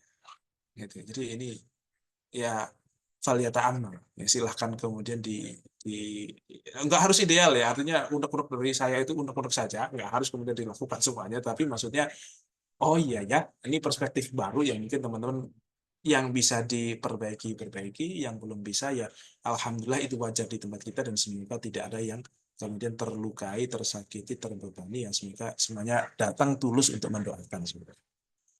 Kalau kayak Husna kemarin, kayak insya Allah datang jauh-jauh ke sana kok beneran datang itu insya Allah sangat-sangat ikhlas tulus mendoakan itu sangat tulus insya Allah kan gitu ya. Oke, yang berikutnya insya Allah kita akan bahas poligami, tapi kayaknya waktunya sudah tidak cukup dan kayaknya ini akan agak-agak seru gitu ya. Maksudnya seru itu agak panas itu, jadi besok aja lah. Kita tunggu sampai episode berikutnya supaya kemudian penasaran. Kan gitu. Biasanya gitu, kalau sinetron tuh udah mau ketemu ya, antar yang harusnya itu kalau ketemu akan jadi seru gitu, ya bersambung lagi. Gitu. Terutama kan Sabik pasti menunggu ini kan. Jadi kita bahas nanti insya Allah. Biar Sabik bisa datang. Halo, alam Isab, saya kembalikan ke Sabik. Silakan. Oke, baik. Jazakallah khair Ustaz atas materinya yang mungkin beberapa hal mungkin baru kita tahu ya terkait memang adab-adabnya dan juga bagaimana Rasul dulu dicontohkan dan juga hal-hal yang memang juga memenuhi undangan ya yang mungkin kalau umur-umuran kita nih ini ya kalau apa namanya ibarat kata jomblonya tuh kerjaannya tuh kalau nggak jadi atlet apa namanya datengin pernikahan gitu ya datengin kondangan gitu. Tadi kalau dibilang saya datengin sampai 5 5 undangan gitu ya. Nggak seken. Tapi tadi jadi ini ya kalau misalnya ada uzur tuh ya. Jadi ada oh ternyata kalau ada uzur mah nggak apa-apa gitu. Oke, sip. Kita langsung masuk kepada sesi tanya jawab ya. Mangga. Dan mungkin punten ya kalau misalnya ini karena mungkin Zoom-nya belum ada fitur Q&A ya. Jadi kalau misalnya ada titipan pertanyaan yang memang perlu anonim, boleh boleh dititip ke saya atau ke Husna gitu ya. Kalau misalnya memang mau berkenan kayak gitu. Tapi ya jadinya anonimnya nggak ke kami berdua gitu ya. Oke, udah ada resen dari Vina. Mangga, Vina dulu. Bismillahirrahmanirrahim. Jazakallah khair Ustaz untuk materi malam hari ini. Saya ada dua pertanyaan. Pertanyaan pertama agak nyebrang sih Ustaz. Tapi berkaitan dengan yang Ustaz sampaikan tadi terkait apa tadi eh apa sumber dari yang mengundang itu pendapatannya itu tidak 100% haram. Nah, ini saya berkaitan dengan penghasilan mungkin ya Ustaz. Itu apa sama juga kalau misalkan kerja di perusahaan yang itu atau menerima beasiswa itu yang tidak 100% haram, itu boleh menerima. Terus yang pertanyaan kedua, eh, tadi kan jadi wajib itu mengundang kita secara personal. Tapi bagaimana, ini saya kurang tahu ya, tadi sudah dibahas atau belum karena saya telat, tapi bagaimana hukum untuk mendatangi walimah yang dia itu tidak diundang? Tuh, satu misalkan, misal eh, biasanya kan undangan itu ditujukan misalkan untuk bapak atau ibu, terus ibu itu apakah ada batas untuk membawa berapa anggota keluarganya ataukah umumnya hanya untuk suami istri saja. Gimana kalau misalkan tiba-tiba bapak atau ibu itu membawa satu keluarga gitu. Saat itu makanya ataupun kalau misalkan teman teman saya A diundang. Tapi karena saya kenal dengan A tapi saya tidak kenal dengan temannya itu ataupun saya kenal tapi saya tidak diundang, apakah saya boleh untuk ikut ke acara tersebut atau bagaimana Ustaz? Jazakallah khair.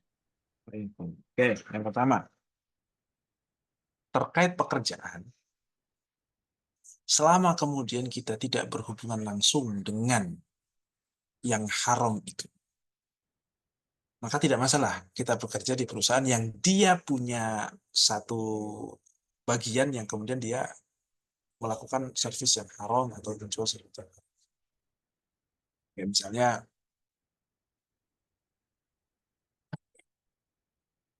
ya kayak di Indomaret gitu, ada beberapa barang haram yang dijual sama dia, ya ya tapi kan kebanyakan adalah halal.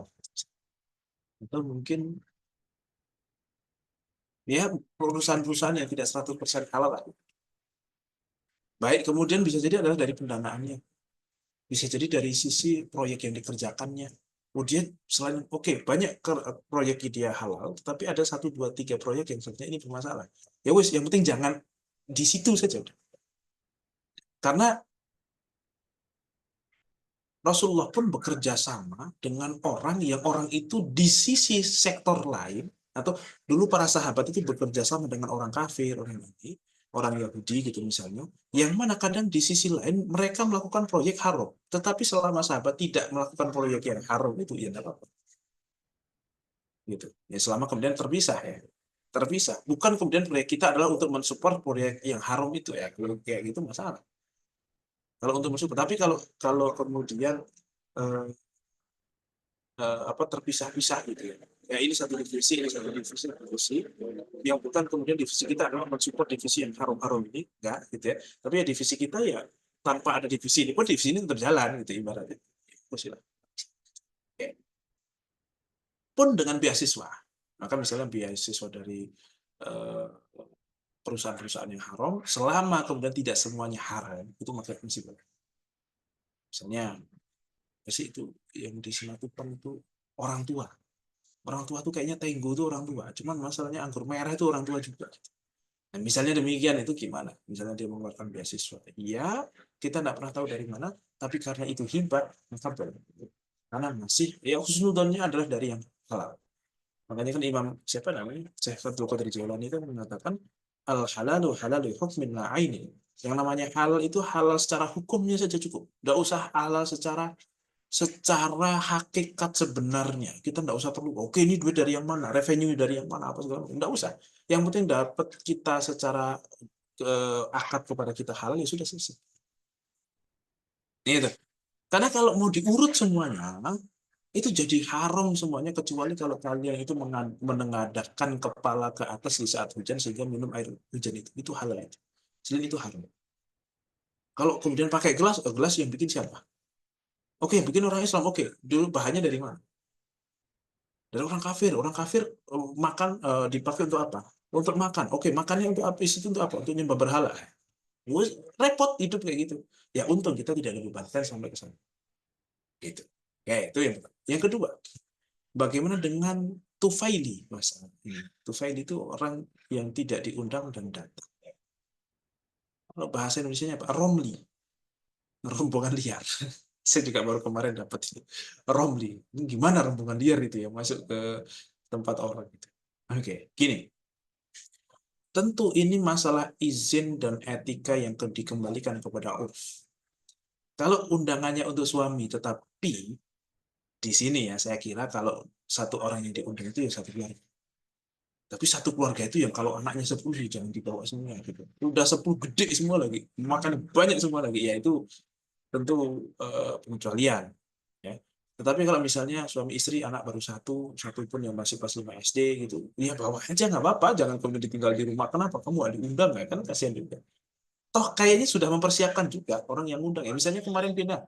Kalaupun ada orang yang kemudian diundang satu orang kok dia bawa istri dan anaknya dua, kayaknya juga ya memang saya sudah berekspektasi itu kan gitu kan. Maksudnya dia akan datang, iya. Makanya kalau undangannya 100 atau 200 itu ya asumsi minimal adalah 400. Minimal 2 kali lipat. Minimal itu. Atau bahkan mungkin bisa lebih, belum yang tidak diundang, belum keluarga apa segala macam. Akhirnya mungkin nyiapin konsumsi sampai 600 paket. Ya nggak masalah. Ya kalau di Indonesia saya kira sudah menjadi adat kebiasaan begitu. Kecuali kalau memang mau dibatasi, biasanya akan dibatasi sekali. Undangan hanya berlaku buat satu orang. Artinya kan jika tidak ada pembatasan, berarti tidak ada. Pembatasannya hanya masalah etika saja atau adat kebiasaan kita wajarnya berapa. Maka dikembalikan kepada kewajarannya. Nah terus kalau bawa teman gimana? Dia masih single sampai gitu kan, yang diundang sampai kan sampai nggak mungkin bawa bapak ibunya untuk ikut undangan kan gitu. Bawa istri, udah nikah belum? Belum kan? Bawa istri siapa kan gitu, bawa anak siapa saya bawa kan nggak mungkin. Nah, tapi akhirnya minta ditemenin Sauki, kalau Sauki nggak diundang. Ya kebetulan udahlah nggak apa-apa, biasanya nggak kikuk banget ini. Masalahnya nggak terlalu kenal juga sama circle dia yang lain gitu. Ya sudah nggak apa-apa, selama kemudian urifa ma'lumun ridho, orang itu diketahui ridhonya, maka tidak perlu minta izin. Kayak misalnya kalau kalian di kos-kosan, kalian punya kos-kosan 5 pintu, 5 kamar, tapi ada satu ruang bersama yang di situ ada TV, yang di situ ada meja apa segala macam, yang sudah punya kesepakatan tidak tertulis kalau ada makanan di atas meja depan, berarti itu siapa saja boleh makan. Sudah, nggak usah minta izin kayak gitu-gitu. Kurang lebih seperti itu. Jadi ini dikembalikan kepada uruf untuk kemudian wajarnya berapa, halalnya berapa, kalau lebih dari itu sudah haram segala macam. Ya kira-kira kok, wah kayaknya sih nggak pas, nggak akan gimana-gimana, dan nggak pasti dan nggak bisa. Nah gitu, kurang lebih Vina. Semoga bisa difahami. Allah a'lam bishawab. Juga kalau khair Ustaz. Afwan kalau boleh nimbal dikit, nanya dikit Ustaz, masih berkaitan dengan pertanyaan pertama tadi.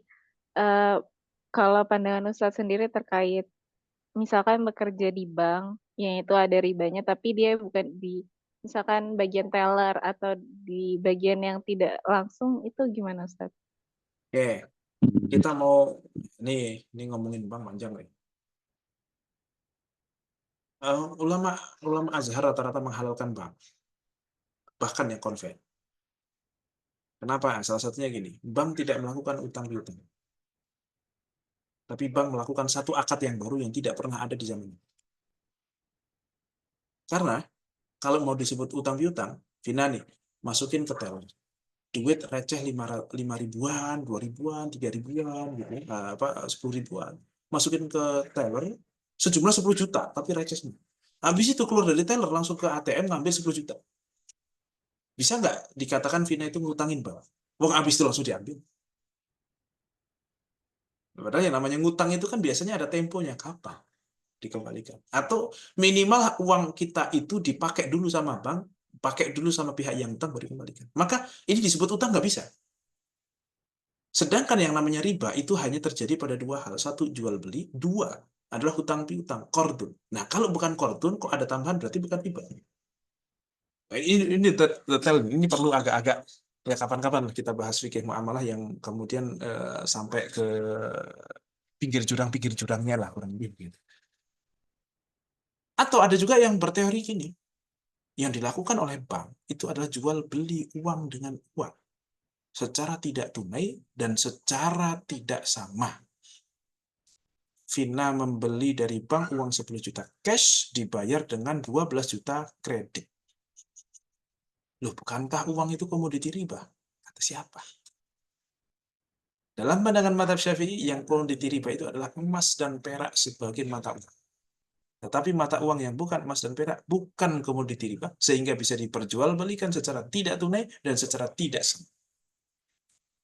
Itu pendapat ulama-ulama Mesir.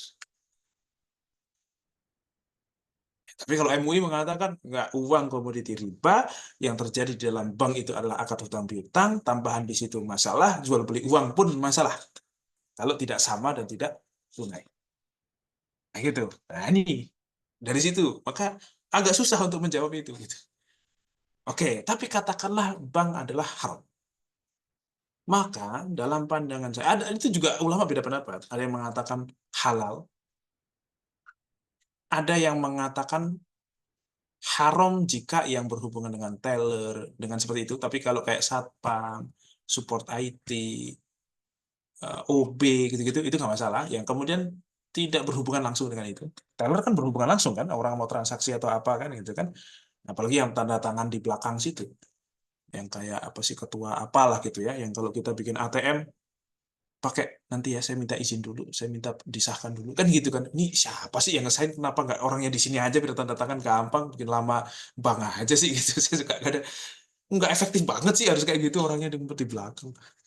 Nah, eh, ada yang kemudian mengatakan semuanya haram, ada yang mengatakan di situ ada yang halal, ada yang haram, ada yang mengatakan semuanya adalah ya, halal, selama bukan, malah yang haram adalah owner-ownernya saja. Tetapi kalau saya pribadi lebih cenderung kepada ya kalau haram ya haram, karena Rasulullah bersabda kan gini, la'ana Rasulullah sallallahu alaihi wasallam akilar riba wa mukilahu wa katibahu wa syahidaihi. Rasul melaknat pemakan riba yang ngasih makan riba. Kalau pemakan riba mending dapat makanan di dunia. Kalau yang ngasih makan udah bayarnya lebih, dia di dunia itu nombok, udah gitu dilaknat pula. wa katibahu dan penulis-penulisnya dan syahidai dan juga orang yang menyaksikannya. Maksudnya penyaksinya itu orang yang memang dibayar untuk menyaksikannya. Nah ini berarti kan artinya pekerja-pekerja semua support di situ kan masalah karena memang core bisnisnya adalah itu. Gitu. Nah, jadi kalau bank konven itu lebih masalah itu.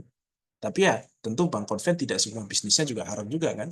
Ya ada safe deposit box, ada kemudian administrasi, kemudian ada transfer antar bank, terus ya beberapa yang kemudian halal gitu, ya nggak 100% haram, tetapi ya core bisnisnya adalah haram. Kalau menurut saya itu sudah bermasalah. Gitu.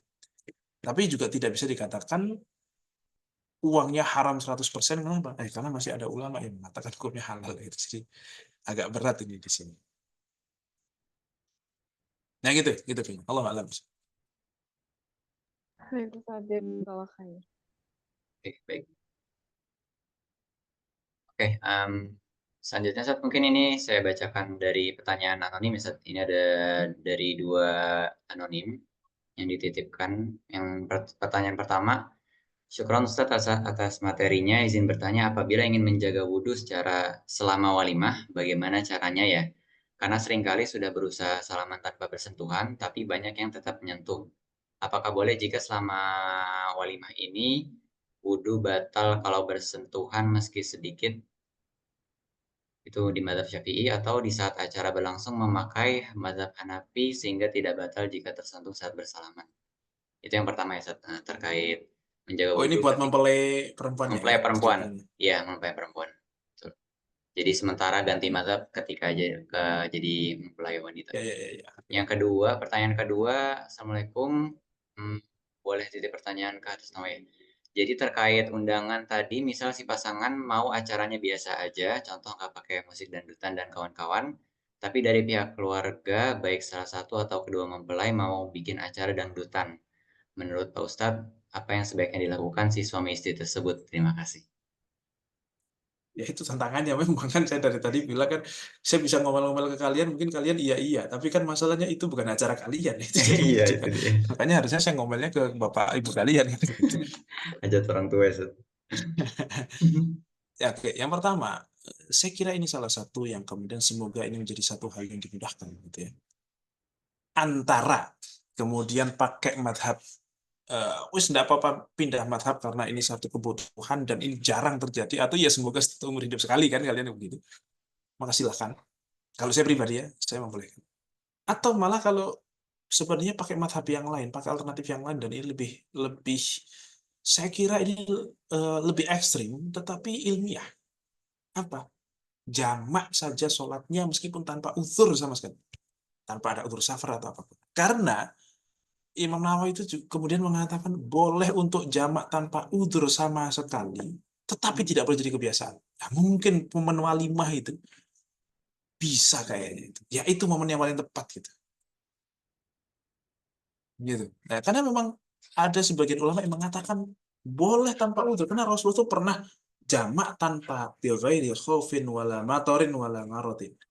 Tidak hujan, tidak ada rasa takut dan fil hadar dalam kondisi tidak musafir.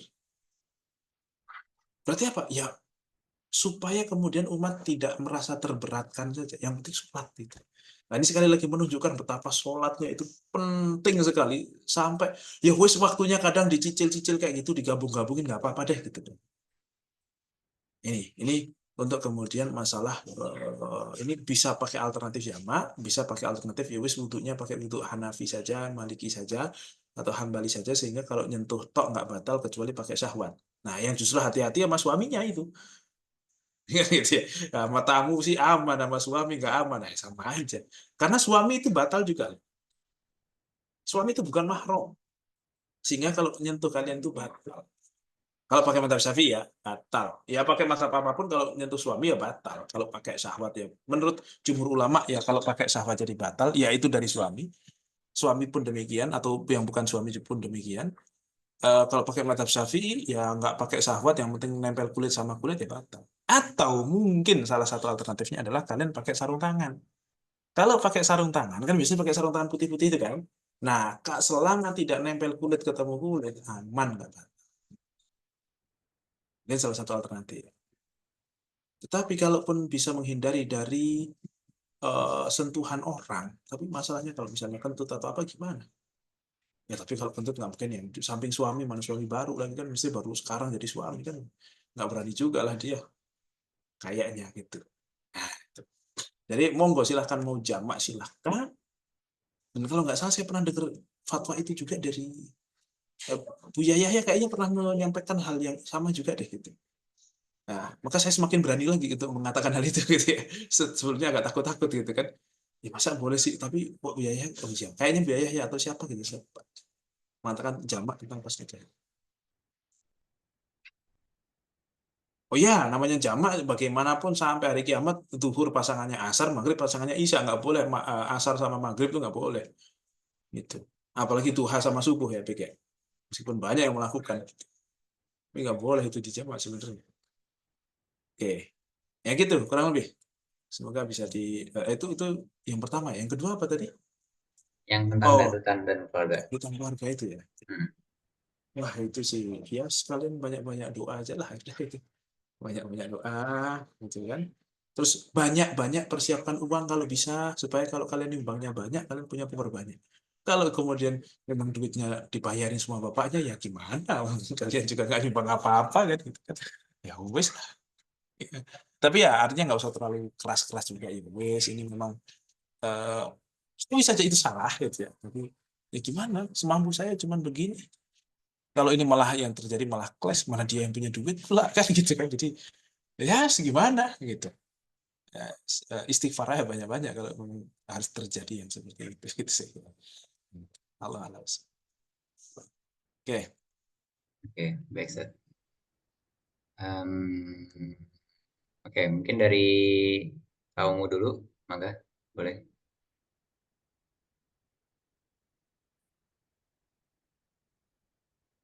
silakan. Assalamualaikum Ustaz. Oh, kamu Ustaz. Waalaikumsalam Nah, warahmatullahi. Mohon maaf sebelumnya belum bisa on cam karena ini Hmm. lagi kumpul dengan keluarga besar, jadi izin dengerin rame-rame di sini Ustaz. Waduh, mana saya lagi ngomel-ngomel tadi. Enggak, Oke. ada titipan pertanyaan. Ini gimana cara kita untuk meyakinkan hati gitu. Ini POV-nya dari perempuan gitu Ustaz ya. Misalnya dia sedang ikhtiar untuk mencari jodoh lah gitu. Ada beberapa yang datang gitu. Tapi dari beberapa itu tuh kayak masih ada belum nemu sereknya gitu. Nah, ada nggak sih indikatornya gitu yang kayak oke nih gitu, saya yakin gitu. Ada nggak? Maksudnya dia butuh penguat barangkali saatnya. Atau ada ciri-ciri khusus nggak? Kalau benar-benar dia tuh adalah jodoh kita gitu. Oke. Baik, begini. Eh sebenarnya tidak akan pernah ada pasangan itu yang langsung kayak gitu, nggak pernah. Kok bisa kok nemu 100%? Saya katakan ini, kalian nemu yang 80% sesuai dengan keinginan, itu sudah sangat tinggi, Red. Kan 70% itu udah ambil aja udah. Dari yang keinginan gitu. Jadi nggak akan pernah bisa sih nemu yang klik gitu. Kadang kalau yang kita klik banget, dianya nggak klik. Kan gitu, Bek, ya? Ya, jadi ya nggak akan, hampir sangat susah untuk seperti itu. Gitu. Jadi apa ya? Ya istikharah. Kemudian sangat penting untuk berdiskusi dengan orang-orang terdekat yang kemudian tidak punya kepentingan apapun kecuali kebaikan kita, yaitu orang tua, yang mungkin guru kalian, apa segala macam. Dan kemudian tawakal kepada Allah. Karena ujungnya ada, kalau memang dia jodoh, pasti akan Allah sampaikan sampai jadi jodoh. Kalau tidak, ya pasti tidak. Maka selama secara perhitungan zahir, itu kemudian kalian sudah masuk begitu, ibaratnya itu hitungannya udah masuk sih lumayan begitu, bismillah. Kalau memang gagal ya ya sudah, takdirnya memang gagal. Kalau memang jadi ya alhamdulillah, takdirnya memang jadi berarti ini. Kalau gagal ya berarti bukan ini, kalau jadi ya berarti ya ini gitu. Karena kalau masalah klik dalam hati, indikatornya apa? Sekarang klik dalam hati itu juga sekarang klik, Nah, ini coba ya Mu'ad sama Vina lah pastilah mengalami itulah. Nah, apa Ardi segala macam pasti mengalami lah bahwasanya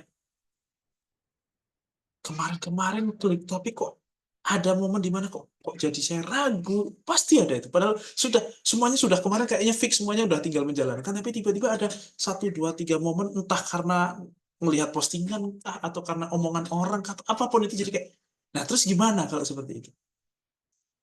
Gitu. Entah kemudian kayaknya saya nanti bakalan nggak cocok deh sama dia. Ya, ada saja tuh was-was kayak gitu. Nah kalau kayak gitu kok diikuti, nah itu malah setan menang itu.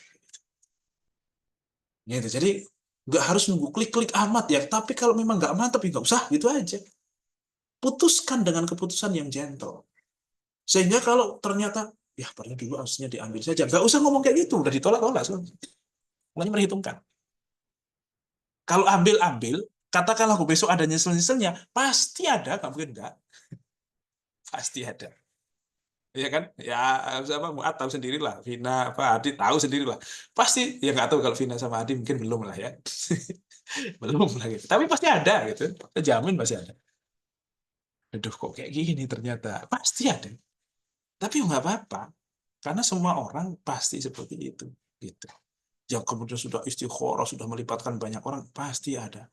Ini beneran jodohku nggak sih? Itu setelah nikah sekian tahun loh itu.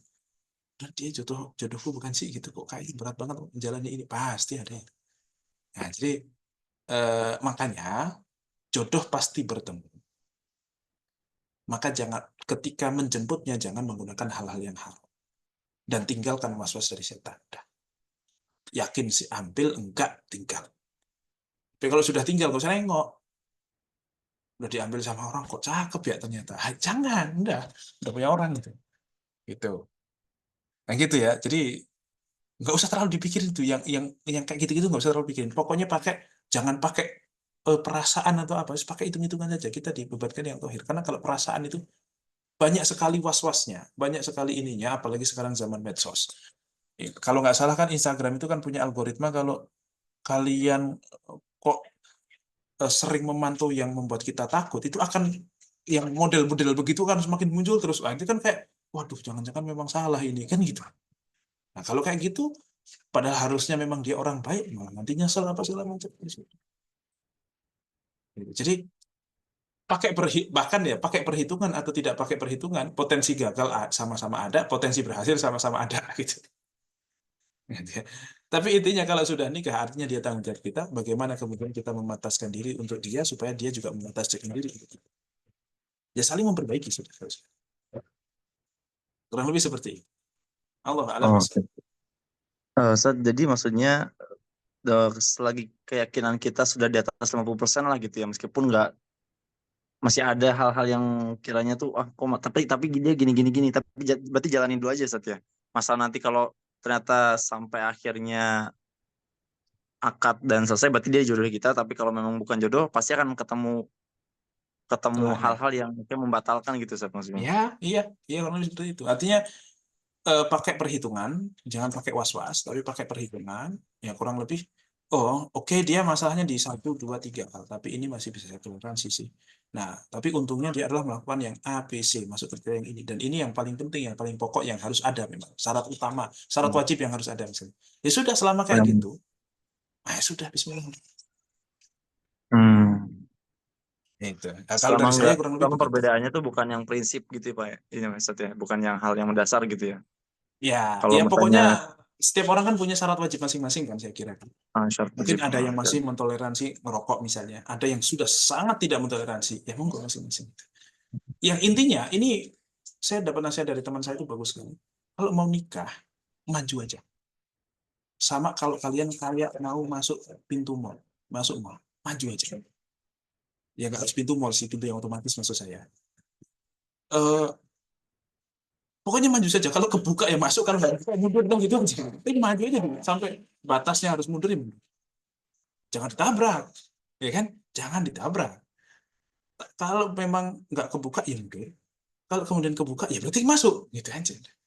Tapi ketika kita masih jauh, kita pasti tidak ada kepastian apakah kemudian akan terbuka apa enggak.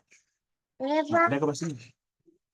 Maka jangan pernah untuk tidak melangkah gara-gara tidak terbuka, karena tidak akan terbuka kecuali kita maju.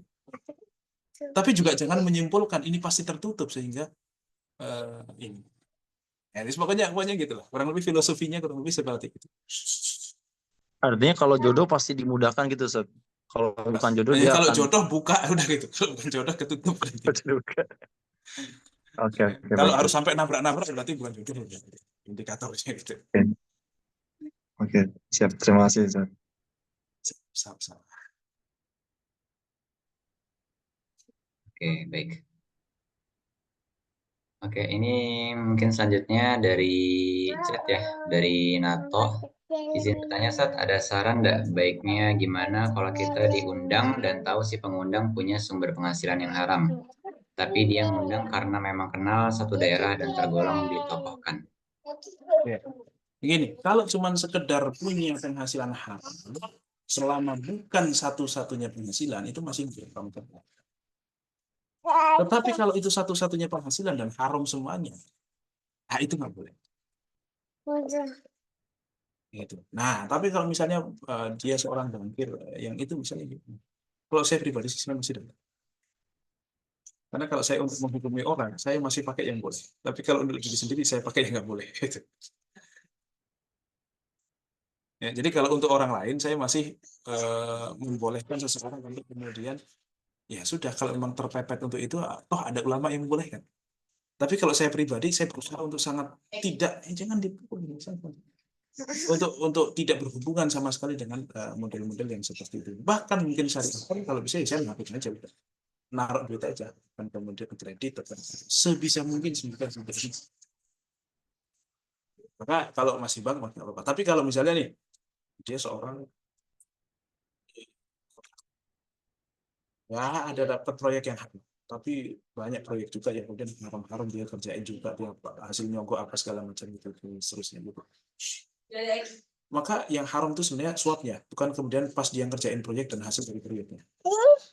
Itu juga nggak haram. Dia dosa, tapi penghasilannya nggak haram. Gitu. Karena toh hasilnya dia mengerjakan. Bapak kemana nih? Bapak.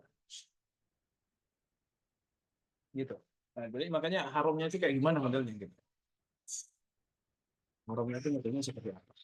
Atau mungkin dia seorang pegawai dan terkenal korupsi meskipun nggak ketangkep gitu. Ya sudah, kan minimal dia punya gaji pegawai itu. Ya sudah, kita makan yang halal itu aja. Yang haram buat dia aja. Lebih seperti itu.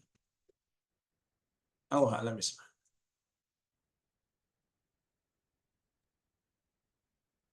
Oke, baik.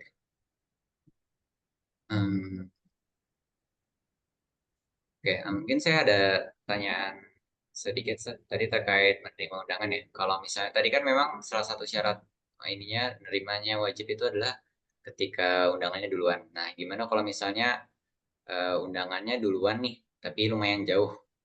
Terusnya ternyata setelah undangan yang jauh itu ada 3 undangan yang dekat kayak gitu. Dan Ini bisa sebenarnya tiga. ini sebenarnya saya sih kemarin. Jadi kemarin akhirnya saya nerima 3 ini gitu, nerima 3 ini biar memang dapat 3 gitu ya, dibanding saya nerima yang satu walaupun lebih dulu tapi jauh kayak gitu. Jadi kalau misalnya satu saya cuma satu gitu, kayak gitu. Gitu. Oke, ini sebenarnya menghadiri undangan itu adalah haknya si pengundang. Artinya, kalau modelnya seperti itu gimana? Ya, saya kira pun saya lebih milih yang 3 juga. Tetapi sebelum milih yang 3, karena bagaimanapun yang nomor 1 itu punya hak, sampaikan, mohon maaf saya tidak bisa hadir. Selama dia kemudian, oh ya nggak apa-apa, yang penting doanya gini-gini, ya sudah selesai. Karena ini hak. Hak itu artinya boleh digugurkan selama yang punya hak menggugurkan, kan gitu. Nah itu saja, paling kayak gitu aja caranya. Wah, iya betul juga sih. 1 di Bekasi, 3 di Bogor semua. Ya udah Bogor aja deh gitu. Karena kalau dapat Bekasi ya Bekasi tok, kalau ke Bogor bisa 3 gitu.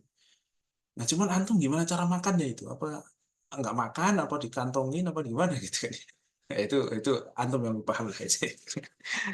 Nah gitu. Kalau saya ya itu undangan adalah hak dan kita yang mengundang. Maka kalaupun nggak hadir ya sah-sah saja selama kemudian kita meminta izin karena begini ya itu kan bisa jadi mendapatkan restu dari sananya. Oke. Insya Allah. Allah.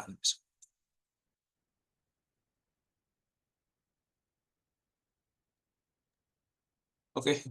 Iya, baik. Kok Maka, muncul banyak lagi? iya, banyak ternyata ya. Husna, boleh Husna.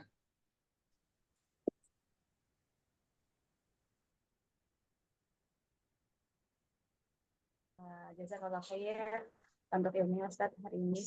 Izin bertanya dari Ana yang satu tadi dari titipan. Yang pertama Ustaz mengenai mengumumkan pernikahan. Itu tuh kalau walimah kan pasti suatu pengumuman ya. Nah, kalau apakah itu boleh untuk tidak diumumkan, tapi diumumkan ketika walimah? Dan misalnya akad hari Jumat, walimah hari Ahad. Nah, pas setelah akad tuh belum diumuminnya pas hari Ahad saat walimah. Tuh. Kemudian yang kedua, ini titipan izin menyampaikan.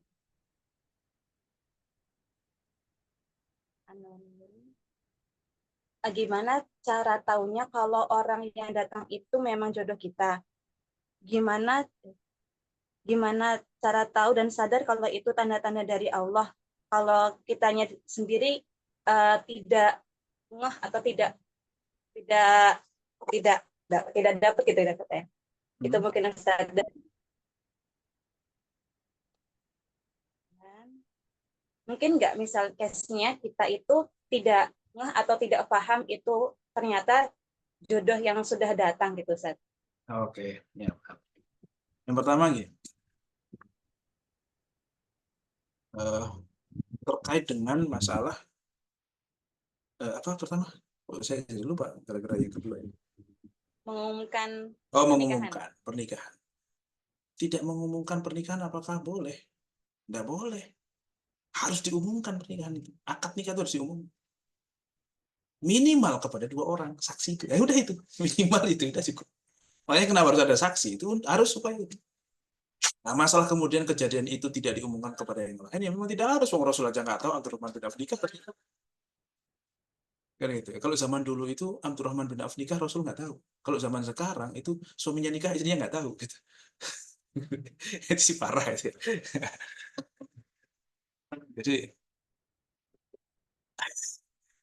Jadi mungkin bukan mengumumkan ya. Ya walimah itu adalah dalam rangka mengumumkan. Kalau kemudian sudah nikah, apakah perlu diumumkan? Iya, sebenarnya bukan pengumuman, tapi ya nggak usah disimpan-simpan. Kalau ada yang nanya, ya kita iyain. Tapi kalau nggak ada yang nanya, kita juga nggak usah ngasih tahu bahwa oh saya udah nikah, saya enggak. Ya nanti di walimah itu ngasih tahu. Nah, gitu kurang lebih. Jadi kan bukan untuk dirahasiakan, kan juga bukan seperti itu. Ya kalaupun seperti itu ya masalah juga sih, nggak masalah juga. Gitu, saya kira nggak ada larangan. Mungkin ada maslahat, pengen bikin surprise atau apa ya. Itu yang pertama. Yang kedua terkait dengan masalah mengetahui dia jodoh kita atau bukan. Ya, kalau jodoh pasti kita punya enggak. Kalau belum pasti Allah akan kita dengan cara apapun. Kalau butuh proses ya, butuh proses. Ya, bahwa butuh proses gitu. Bahwa gitu dari dulu saat ya belum gitu. Emang sekarang baru saya udah 3-4 tahun teman sama dia, masa saya baru ngeh kalau dia jodoh saya sekarang. Ya udah, memang itu prosesnya gitu. Jadi pasti itu sudah, kita tidak akan bisa mengelak bahwasanya ma asobaka lam yakun liyukhti'aka wa ma khata'aka lam yakun liyusibaka. Apa yang memang jatahmu nggak akan kemudian meleset, apa yang bukan jatahmu nggak akan dapat. Meskipun seluruh semesta alam ini mendukung, semua presidennya, menterinya, hakimnya, semuanya mendukung, mengesahkan. Kalau Allah tidak menakdirkan, nggak akan bisa juga.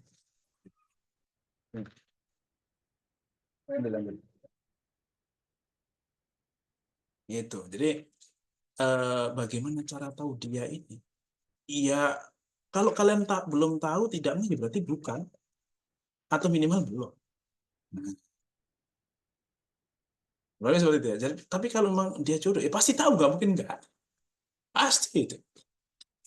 Gimana dia jodoh tapi nggak dikasih tahu sama Allah? Pasti kasih tahu. Lah kok belum ada? Ya belum ada, berarti sabar gitu. Jangan mengatakan jangan-jangan sudah ada tapi ini. Sabar. Ada.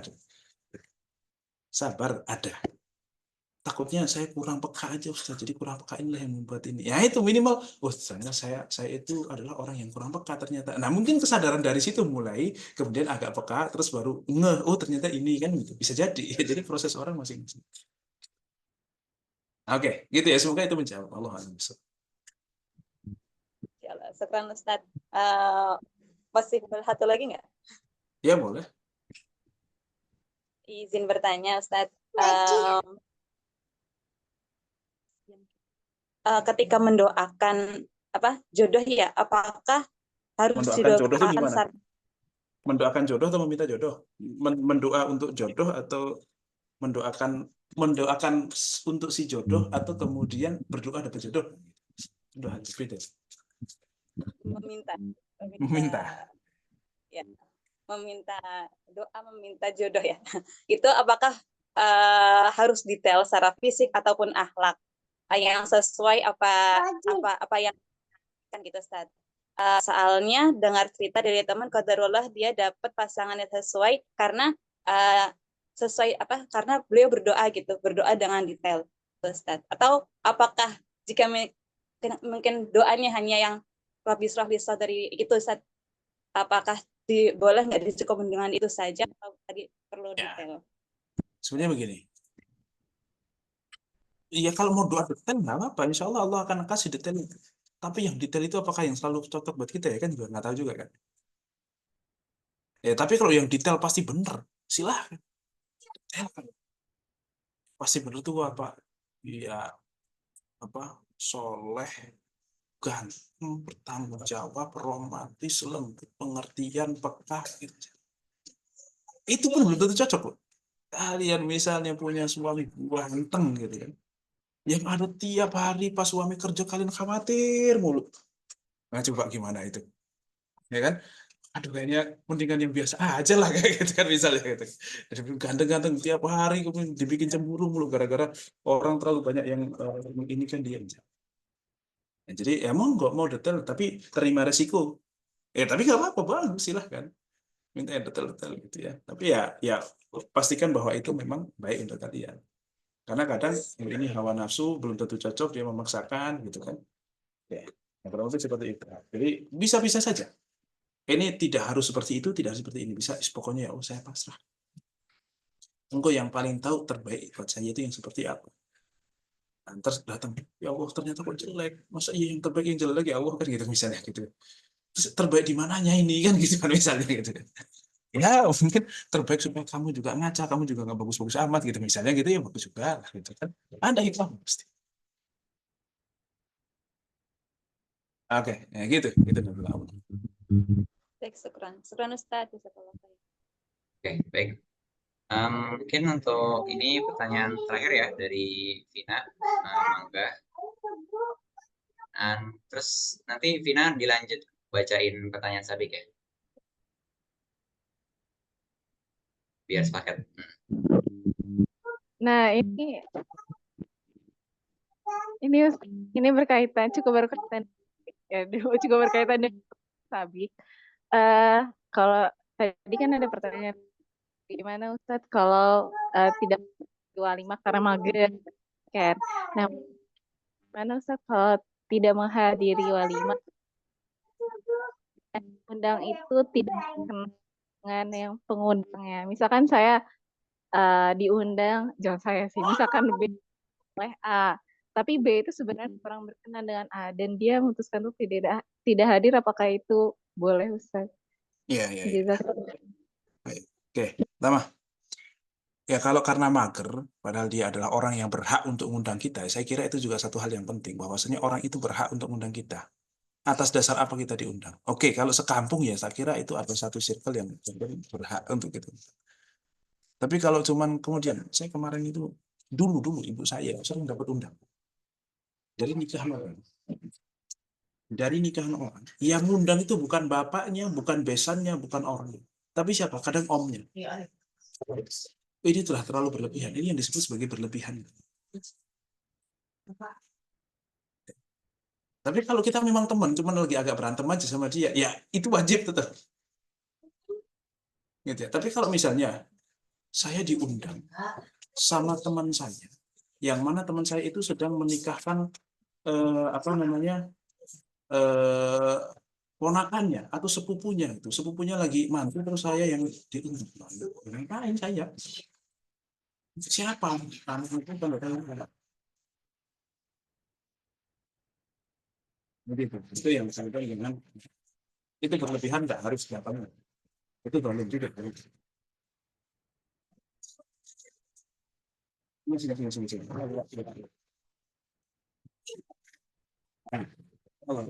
Terus tapi gimana? Nah ini nggak boleh nih kayak gini. Sama kerja datang. Jangan mager, Bik. Kalau saya nggak datang tapi amplopnya nggak ada, gimana? Datang, kalian tuh diundang buat makan, dan amplop datang dah. Jangan karena nggak enak nggak ngisi amplop terus kemudian itu datang. Dia juga tidak mengharapkan amplop, terus kemudiannya begitu. Nah kalau nanti dia marah gimana? Yang salah dia, ngapain undang saya? Itulah. Allah alam bisa. Oke. Oke, baik. Cukupan? Ya, cukupan. Oke, nanti kalau teman-teman ada pertanyaan lagi mungkin bisa dititip ya ke saya boleh, atau ke Husna, Tina, dan lain-lainnya ya. Oke, baik, alhamdulillah.